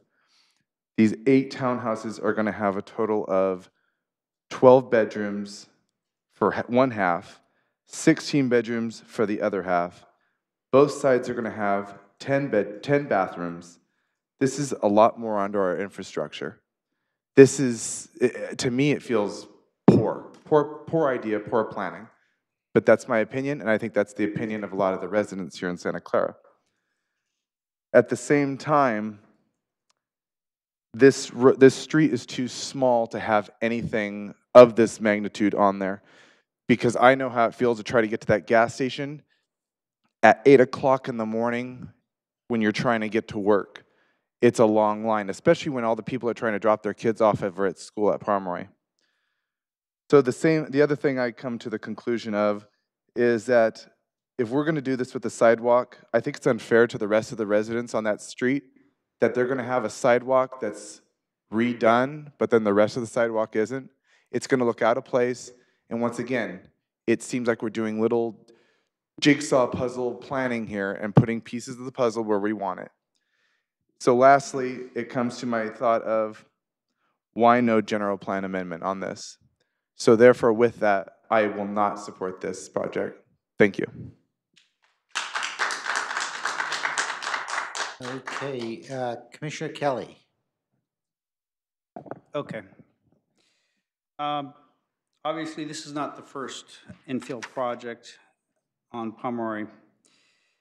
And looking at the size of scope based on our general plan for the 2 lots, it's not out of the range of 11 to 6 units. It's also a good separation between some of the larger 4 to 5 story buildings that we're typically seeing on the El Camino. Now, I think the applicant has done a reasonable job trying to create a buffer between the homes and back by doing a 25-foot separation, which is greater than what is required. And since I drive by this just about every day, going from my home on Forbes down Pomeroy to El Camino, I see that this little corner is in need of redevelopment, as well as the homes on the corner, and the fact that there's still a remnant piece of agricultural history there indicates that the useful life of some of these homes has reached its lifespan. Now, I'd like to support the homeowner that wants to sell his home that he's owned probably for many years because, like everybody else, he would like to get market value. And it appears the best use of this is a low-density project like this. If time goes by and we go another 5 years, it's probably going to be something that's medium density, and it's going to incorporate more of the properties on that corner. And I don't think the residents are going to want to see a medium density project reach around the corner to their properties. They'd rather see a townhome style development that is smaller in scope. Further, some of the multifamily units that are just down the street basically would be more problematic and probably create more traffic than an 8 townhome project. So with that, I would support this project. I think the applicant has made reasonable changes to mitigate the impact to the residents. Thank you. Commissioner Casey. I'd like to have some of the questions raised by the members of the public addressed. I guess there was a question about the general plan amendment, zoning change. I guess that was a second speaker, but my understanding is that this property does not fall into any of the specific plan or focus area. Is that correct? The parcel that's closest to El Camino is in the focus area. Oh, okay. Yes, but that was part of the discussion about waiting till the visioning was done, but this was a project that was actually filed, sometime almost more than 2 years ago, so it's been in process. Okay. But again, it does not require a general plan amendment. I think what the speaker mentioned was mistakenly or not understanding the process. Each one has, as we previously mentioned, has its own general plan density range. Right. And so they're just exercising the density range that's allowed on each parcel, but it's being combined as one parcel, but we're not exceeding the density allowed per parcel. Right, and the application predated the council action. Yes. Okay, so those are, and to and clarify, there's that provision that you mentioned that. No, but I'm sorry to interrupt, Commissioner. I was about to say, and the City Council specifically exempted this project from the deferment on El Camino Real actions. According to the minutes of April 18th, 2017, they said that they would allow the following current pending rezoning requests to move forward for future council action prior to completion The initial specific plan community outreach, as long as they do not require a general plan amendment. And then they list this property, 1530 to 1540 Pomeroy. So the council specifically exempted this. Okay. And as we discussed earlier, it doesn't require a general plan amendment. Got it. Thank you. So that's first question. The second question is the first speaker mentioned something about marijuana. Did I hear some?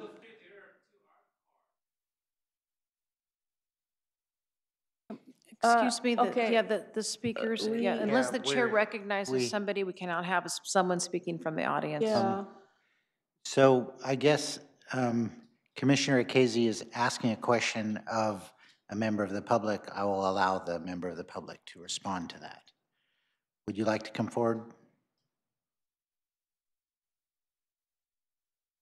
And I guess I wasn't sure if this was relevant, but since it was brought up. I've been living that property for 2 years. At the beginning of first year, there was no RV, and then two RV is parking in their front yard and on the street. RV on The Pomeroy? front yard. Yeah, I think it's 1530. The south side of their lot, they park. One RV is parking in their front yard, and then one RV is parking on the street for over 6 months. Everyone knows. My neighbor all knows. And then my property is close to that. And then all of a sudden, it started a couple of months ago. My parents, smells marijuana for an hour in the midnight. And then every Friday, they doing during the party. And then it's just quite a mess. Thank you. Thank you. Okay. Thank you. So if this project moves forward, those RVs, I'm sure, will be gone, right? Yeah. But what I'm concerned about is, Commissioner Chair, can Okay, you please have so- the speaker, you've already closed, you've Okay. finished your comment. Okay, we've already closed public hearings. We're not going to have a discussion. Okay, thank So, you. All right, next issue, 1575, 77 Pomeroy. That project should be considered completely separately from the matter that we're addressing today. Yes. That's how I understand this process is supposed to work. So having the discussions or any concerns about 1575, 77 should be considered separately from this project. Is that Yes. correct? Okay, thank you. Okay, Commissioner Salem, Yeah, I'm curious why we're just being slaves to symmetry. Why could this project actually compromise and have 2 4-story units on the transition area, lot and 4 3-story, I'm sorry, not 3-story, 3-bedroom units on the other half? And I know 6 units is not 8 or 11, but at least the transition would be a lot less jarring for the neighborhood. And the overall available space would still probably be about the same. So I'm suggesting that I would be more inclined to support the project with a non-symmetric 2 and 4 unit plan. okay, Commissioner Chahal. So I also think that way, because we are just close to the existing single-family houses, and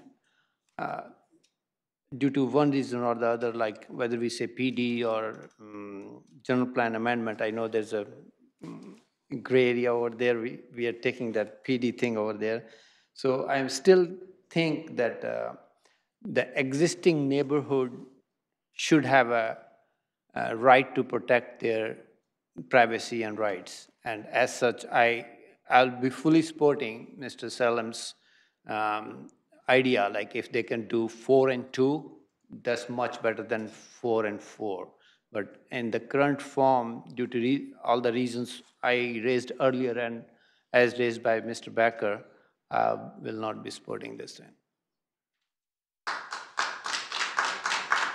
Okay, Commissioner Casey, do you have something further to say? Yes, may I have a permission to ask the applicant to address that question of whether a fewer number of units will be a viable project for this site?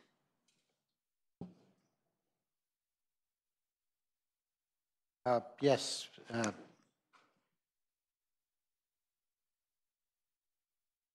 Unfortunately, a 6-unit is not going to be viable on this project. And again, what are we achieving with the 6 units? We tried, if the privacy is an issue, we have essentially done everything to minimize any kind of intrusion into the neighbor's privacy. We increased the setbacks on this property in the back and side. It's like a single-family homes. It's 25 feet from the back, from the property line. You know, so really, as far as feasibility of the project, because there is so much improvement involved with this project, curb and gutter sidewalk, storm drain, that storm drain is gonna probably cost us somewhere around $350,000 to $400,000 to install a, 300 feet of storm drain main. This area doesn't have one. So in the wintertime, good possibility of gets flooded. Once we're done, that's going to help the neighborhood a lot. So with all the expenses that are involved with this, really a 6-unit project is not going to be feasible for us. We are, again, we're not at the highest density that is there. And we have, removed windows, revised plans, made 4 bedrooms to 3 bedrooms to just make sure that the neighbors, we address the neighbors' concerns. And I'm not sure if with 6 units, we're going to achieve anything as far as the privacy is concerned. We probably will have to do larger homes, more expensive homes. These are going to be affordable compared to what's there now. The older homes right now are selling for $1.5 million in that neighborhood, and those are very old homes. I think there was just one sold recently on the corner of Calabasas or what's on the market in Pomeroy. So we try to keep things small and affordable. If we don't do that, we get larger homes. It's going to be more expensive. That's another issue. So it's really not going to be, unfortunately, feasible for us to do 6 units. Okay, thank you very much. So for the reason that the applicant described, I support this project. We need housing in this community, and this is a good way to implement housing at a reasonable cost. And this is a good site to develop this project. So I am in support of this project. Thank you. The house around the corner from me, is single-family home, is being listed for $2.4 million in the old quad. It's good for me, I guess, but there is a severe shortage of housing in the city. People would like to live in this city, and with our jobs to housing ratio of 2.89 jobs to housing, we're in desperate need of more housing. I will be supporting this project. Do we have a motion? And I would request you make 3 motions tonight. Thank you. Yes, we have a rezoning, we have approval of the MND, and we have a subdivision map. So we start with the MND. All right, so I'll make a motion for the city of Santa Clara that we recommend to the council adopt the mitigated negative declaration and the mitigation monitoring and reporting program for 1530, 1540 Pomeroy Avenue residential project located at 1530-1540 Pomeroy Avenue in Santa Clara.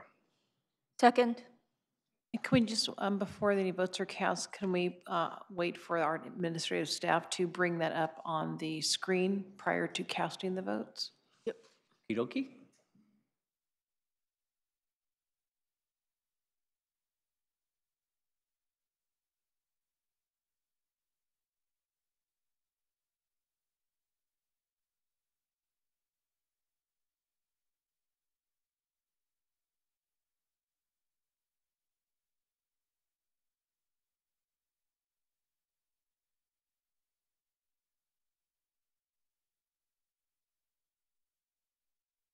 Okay, in lieu of that, then if the chair wants to call for the vote, then we'll do a hand and voice vote.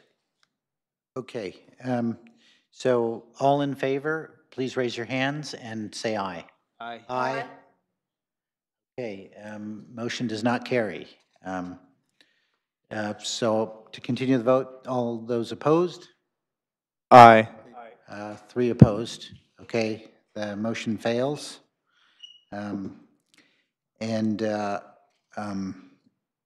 Attorney, is there any, do we go through the next 2, or is there any point? You've taken no action, essentially. You're being asked to make a recommendation to the city council. Correct. I mean, it's up to you whether or not you want to try to take the other 2 votes. I kind of have a suspicion as to how they're going to go. Sure. But for the record, I guess we could. But I would suggest you still continue the vote. If there's not a motion that passes, then you can either take an action to forward no recommendation, or we can just forward that 3 motions were made and they failed. So, but I would recommend that you continue your motions on the other items on the agenda. Okay. Okay, I make a motion to adopt a resolution recommending to the city council approval of the rezoning from agriculture and low-density multiple dwelling, R318D, to planned development. Second. Okay, all in favor, please raise your hands and say aye. Aye. All opposed? Aye. Okay, 3 to 3. Motion does not carry. Okay, I make a motion to adopt a resolution recommending to the city council approval of the tentative subdivision map to allow development of 8 townhouse units. Second. All in favor? Aye. Opposed? Aye. Okay, motion also does not carry. So we now can do as Ms. Chiara recommended. We can either make a motion to have no recommendation, or we can just forward the votes as they were taken to the city council. Forward them to the council. So you're making a motion to forward them I'll to, make a motion that we forward with no recommendation to the council. you forward our votes to the Our council. votes. Automatically. That don't would be believe- that I would be a believe separate they're two matter. We'll different. just- That's automatically going, right? I Our don't, votes are part of the minute, so that's automatically going to the council as a minute, But right? this Okay. allows the applicant to move forward to the council without a recommendation, correct? Well, either way, it's Essentially, moving yeah, there would be no, Can yeah, we- no It's the recommendation. same thing. It's the same thing. okay, so Doesn't matter at all.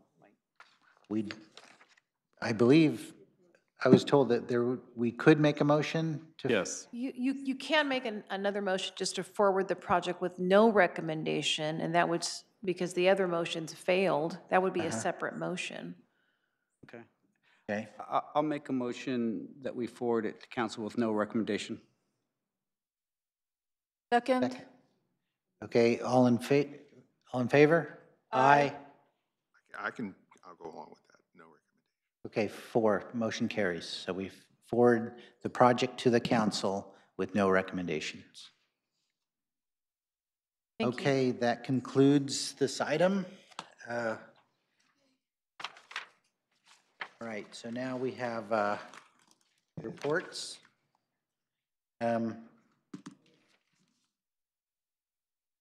Chair Chan, you didn't take our vote. Oh, Either so absent or- those opposed? Okay, Aye. all right, sorry. Abstain? Or abstain. Okay. All right. Abstain. So we have 4 ayes, 1 no, and 1 abstention. All right, sorry. Oh, So noted. Okay. All right.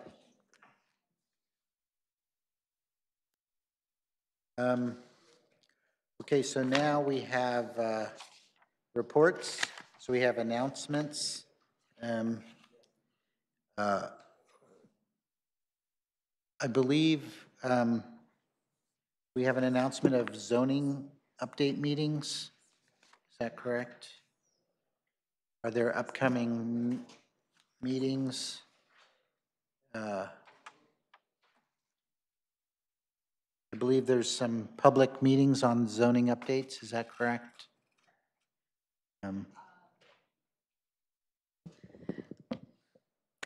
If you'll give me a second, I'm going to put something up on the screen. That way it'll show, are you? That would be right? good, yeah.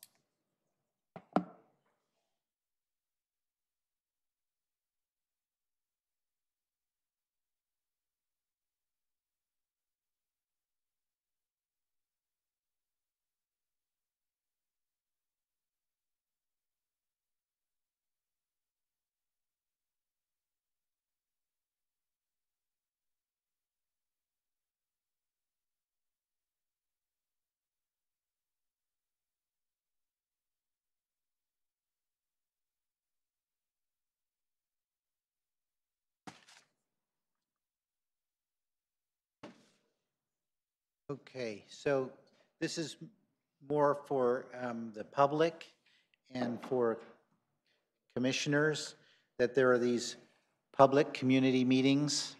Would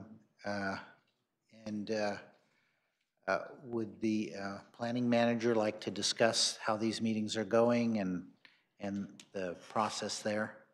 Sure. So these meetings are, these are actually just a portion of the meetings that we will likely have working with the community on a monthly basis to develop aspects of the proposed Old Quad overlay district, which would be a new overlay in our zoning code with the zoning code update and adopted with the zoning code update. We had a kickoff meeting, which is not shown here, at the end of June at Santa Clara University, which we provided an overview of what the zoning code is and also talked about some of the specific issues that have arisen over the years in the Old Quad and how perhaps an overlay would be a potential opportunity with the zoning code update to address those specific issues. On Monday of this week, we provided information to the community members. All of these meetings are at the Senior Center, and the specific topic on Monday was on single-family design criteria. So we looked at what does the code currently allow properties to do in terms of modifications to their single-family homes, and then talked about some of the constraints within the Old Quad, and then some of the considerations for design of the individual single-family homes, but as well as accessory dwelling units. Next month, we'll be talking about parking in the neighborhood, and talking about sort of how development and single family, as well as like our parking permit program, how that all kind of interweaves together to talk about, you know, what are the opportunities for considering parking in this area. In October, we're going to look at specific criteria for historic homes. So we, in Santa Clara, have referral, even if your home is not on our historic resources inventory. You're subject to referral to our Historic Landmarks Commission if you're within a short distance of a home that's listed in our HRI. So we also, you know, individuals have talked to us about how to some extent they want more flexibility, to other extents they want to see more preservation opportunities for historic homes. So we're going to talk about that in October. In December, a big topic in this neighborhood, because it is very close to Santa Clara University, is the number of fraternities, sororities, boarding houses. And so we're going to kind of tackle that issue and look at some of the potential opportunities with the code, as well as with code enforcement, to kind of improve upon the current situation. Thank you. So earlier we had a study session about the zoning code update. And this is an overlay, meaning in this area, they would have different zoning codes than what we just discussed that we're trying to do for the whole city. Is that correct? Right. So it wouldn't, I think we still have to flesh out the specifics. It may not be that there are different development standards or setbacks per se, but there might be some different kinds of allowances or considerations on design, given that there's some unique attributes of what's going on in the Old Quad with the grid street system, the prevalence of old homes, and the proximity to the university. So some opportunities to kind of provide a little bit more community input on some of the design criteria of development that would happen there. And then there was also a consideration of an overlay where the Eichlers and Mackeys are, the patio homes. Is there going to be a separate set of study sessions for those, and then there was, when we were discussing the property on Claremont a long time ago, there was sort of this idea that the city has some design guidelines that are published, but they're not enforceable. There's sort of recommendations. Is any of that going to be rolled into this? To some extent, so the Mackeys and the patio homes aren't part of the necessarily the overlay that we're discussing with the Old Quad. That might be something actually worth taking on as a separate kind of topic altogether related to sort of our historic preservation efforts and just wanting to get some more information on that unique type of housing that is getting older and thus more historically relevant. In terms of, I think your second question, Chair, was really about, there's some design guideline or yes. recommendation that people would pull out that were like sort of outdated and no one was following them, and then they're like, but here's what the guidelines say, and we're like, well, we don't, those are only guidelines. We're not held to those. So we do have existing single-family design guidelines. We don't have multifamily design guidelines. And I think design guidelines are really helpful to kind of set a standard, but they're not codified. In some regards, it's good that they're not codified because it provides us flexibility. But in other ways, I think the community is sort of seeing that maybe to some extent they'd like to see more applications of those standards. And so definitely a part of this code update, we have an opportunity to look at our design guidelines. What are things worth codifying? What are things worth keeping as guidelines? But there's still, an interest to update our guidelines and create relevant guidelines, just more tools for all of us. So each individual project is held to standards, and it doesn't seem that on a project-by-project basis, we're, creating unique standards. Commissioner Cha. So does that mean we'll revisit the historical preservation ordinance again, which was pretty recent with all these, we are talking about historic houses and Mackeys and... That's not on our current work plan. So I would say the discussion of the patio homes and the Mackeys, I mean, perhaps Gloria Skira has anything to add to that, but that's not my understanding of what's on our current work plan. We've got a lot of things we're tackling right now, and we will take that on at some point, but not in the near future. Okay. Well, thank you very much. I hope that the public attends all of these. All right, so moving on, any board or committee assignment? Before we go on further, is there any way these could be held here and recorded or or streamed, or because I'm feeling locked out? Those are times I can't possibly come, but they're all Mondays and they're all at 5:30. Right. So. Right, I'm sorry that Mondays didn't work for you. We were avoiding Tuesdays and Wednesdays because of hearings. Yeah. And so that left us with Thursdays, Fridays, and Mondays. And so for simplicity, we picked Mondays, and I understand that that could be a barrier. I'm going to try and record the future meetings. The last ones weren't recorded, not video recording, because I think that's more sophisticated than we can handle for that specific meeting, but we can audio record, certainly. Yeah. Even putting a phone on a tripod in the corner is probably enough to be able to get a gist of what's going on. Right, I think that we probably can put the audio recordings, but perhaps not video. It's easier for the public. If any member of the public would like to record these, I encourage you to do that. It's harder for the city because they have to be captioned, and there's all these other rules that are required. So, okay. Any news on boards or committees? No. Architectural Committee? So Yes. do we get many applications for the vacancy that we have? I'm not aware how many are. Oh, okay. Okay. And when are we going to, when's the council going to pick the? I believe the applications deadline was August 17th. So Yeah. they should have all the applications. I don't know when it's going to come. When it's gonna, yeah, okay. Appointments takes place. Okay. Selection.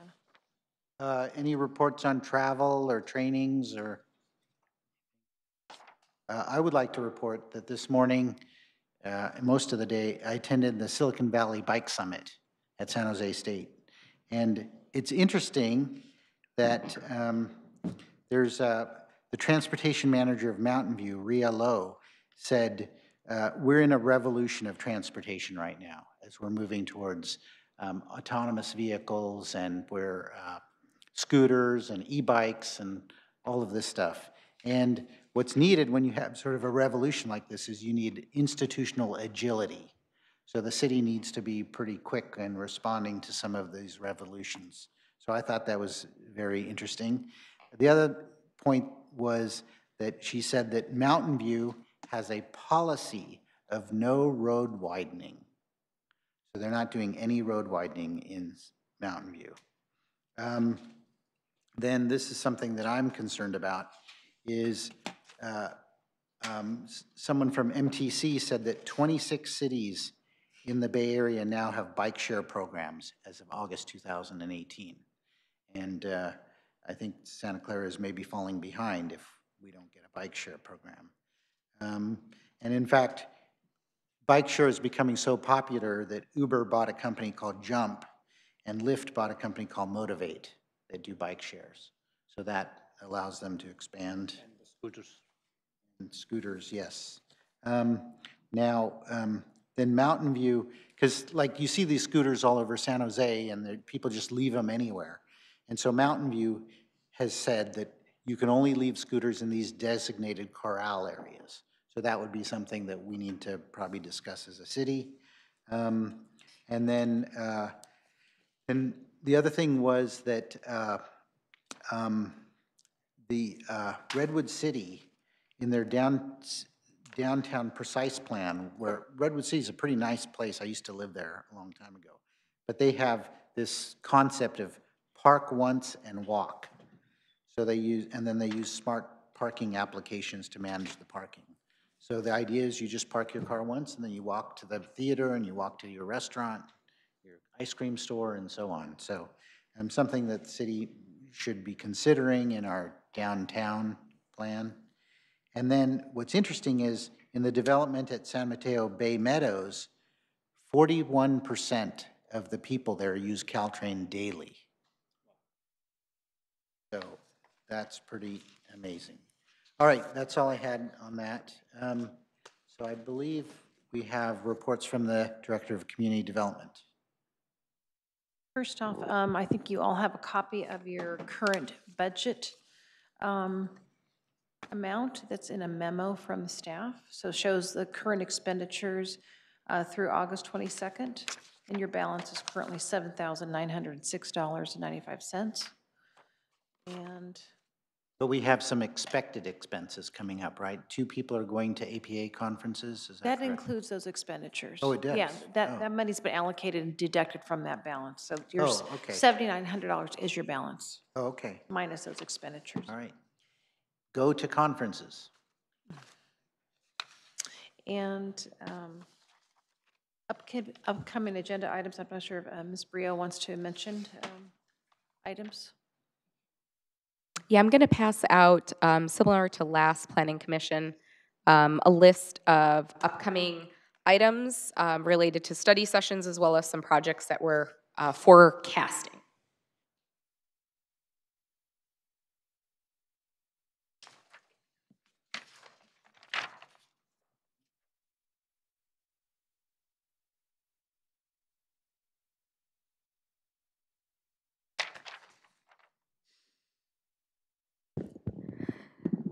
So for our next Planning Commission hearing, this is very tentative. I already know we have another CUP most likely that's hitting the agenda for September 12th, but it's looking like a light agenda, and wanted to use the opportunity on September 12th to provide you guys with a study session. However, during the regular 7 p.m. start time, because it's a light session, to go through meeting procedures, and hopefully be Q&A for those of you to ask our seasoned professionals with Gloria Sciarra and our attorney to ask your various Robert's Rules of Order questions, perhaps. But on September 26th, we have a study session for Tasman East specific plan. Don't know yet how prolific that particular agenda is going to be, so just asking in advance perhaps to look at your calendars for 6 p.m. for that study session. Large project Gateway Crossings is now looking like it'll come to us in October, early October, and then the Tasmania specific plan will likely be brought forward for your recommendation in the end of October. And as I mentioned earlier, a parking study session is interested in being brought forward to you all at the end of November as well.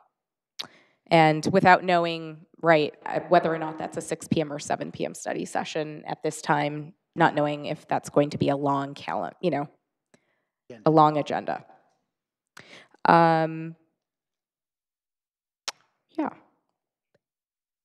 Some items for City Council last night, the council heard a consideration to not put 1493 El Camino Real on the Historic Resources Inventory as deeming it eligible, not deeming it eligible, and that stayed on consent.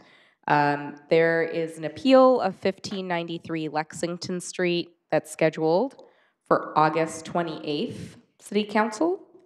And we have an early consideration application for 3131 Homestead. It's a general plan amendment for the Laguna Clara apartment building project. The applicant has requested that to have another community meeting with neighbors, and so there's consideration right now about whether or not that hearing will actually be continued to November 13th, but waiting to hear the official word from our city manager's office on that. But that's just something, I know some of the commissioners actually attended that community meeting, so I wanted you to be aware of that. Can you explain what an early consideration is? Sure. Early consideration of a general plan amendment is a policy that allows the city council to consider a project before the full application review. So this can be done prior to any CEQA analysis. There are some provisions in that policy that require the project to have a community meeting, to receive a review through our project completeness our project completeness committee, as well as be brought forward to council in approximately 90 days after submittal. So an early read from the council on whether or not a proposal is worth continuing to process fully, or if it is so inconsistent with what the council has in mind for the general plan to just really recommend denial then and there. So it's also another opportunity to perhaps the policy in general would allow, communities' efforts to not be, to not invest the community in 2 years of processing a project if fundamentally it's something that the council wouldn't support from the beginning. So it's really an early consideration of general plan amendments. That's really the only type of application that we bring something forward without environmental review. But then it would go through a full architectural review, planning commission, city council review after that? Correct. So if the city council said that they wanted for full processing, that project would come to planning commission, a general plan amendment would come to planning commission, it would also come to the city council. Just a quick question, because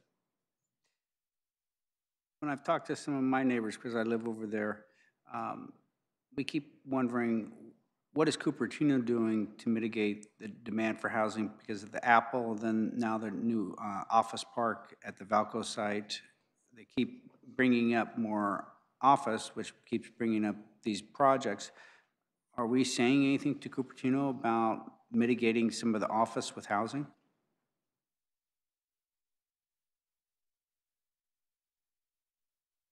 No? I think I would have to get back to you on that. Because I know that's we that's pushed not back- I don't have as much history on the city's response to like proposals like Valco to give you like the city's you know, kind of position on like the Apple project. I wasn't here during that processing of that, so I can't speak to whether or not the city formally commented on Cupertino's obligations to provide housing to support their office development. Like, we're providing the housing. We've been sued. Okay, motion to adjourn? There's still the sorry. director Wait, wait, of wait. reports. Oh, we have a Still director. have, yeah. Okay. Sorry. Okay, so just reports from the Community Development Director. Last night there was a city council hearing, and some of the additional items on there were the second reading for 575 Benton, so that ordinance took place. And then also there was a code change, remember, for the parking ratios for the data centers and self-storage. That was also on that agenda and approved. And then a final map for 967 Warburton Avenue. That was the, I believe it was a 6-unit, single-family detached unit project, and that was on there for approval. And that's about it.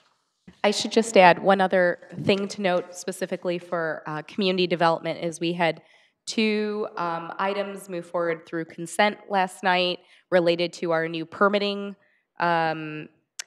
software system, which is called Excella. And the implementation, we will have a contractor help us implement this new permitting software, which will hopefully allow for the public as well as staff to access and I would say organize all the information that we have related to properties and the information related to development and plans around properties. Motion? Motion to adjourn.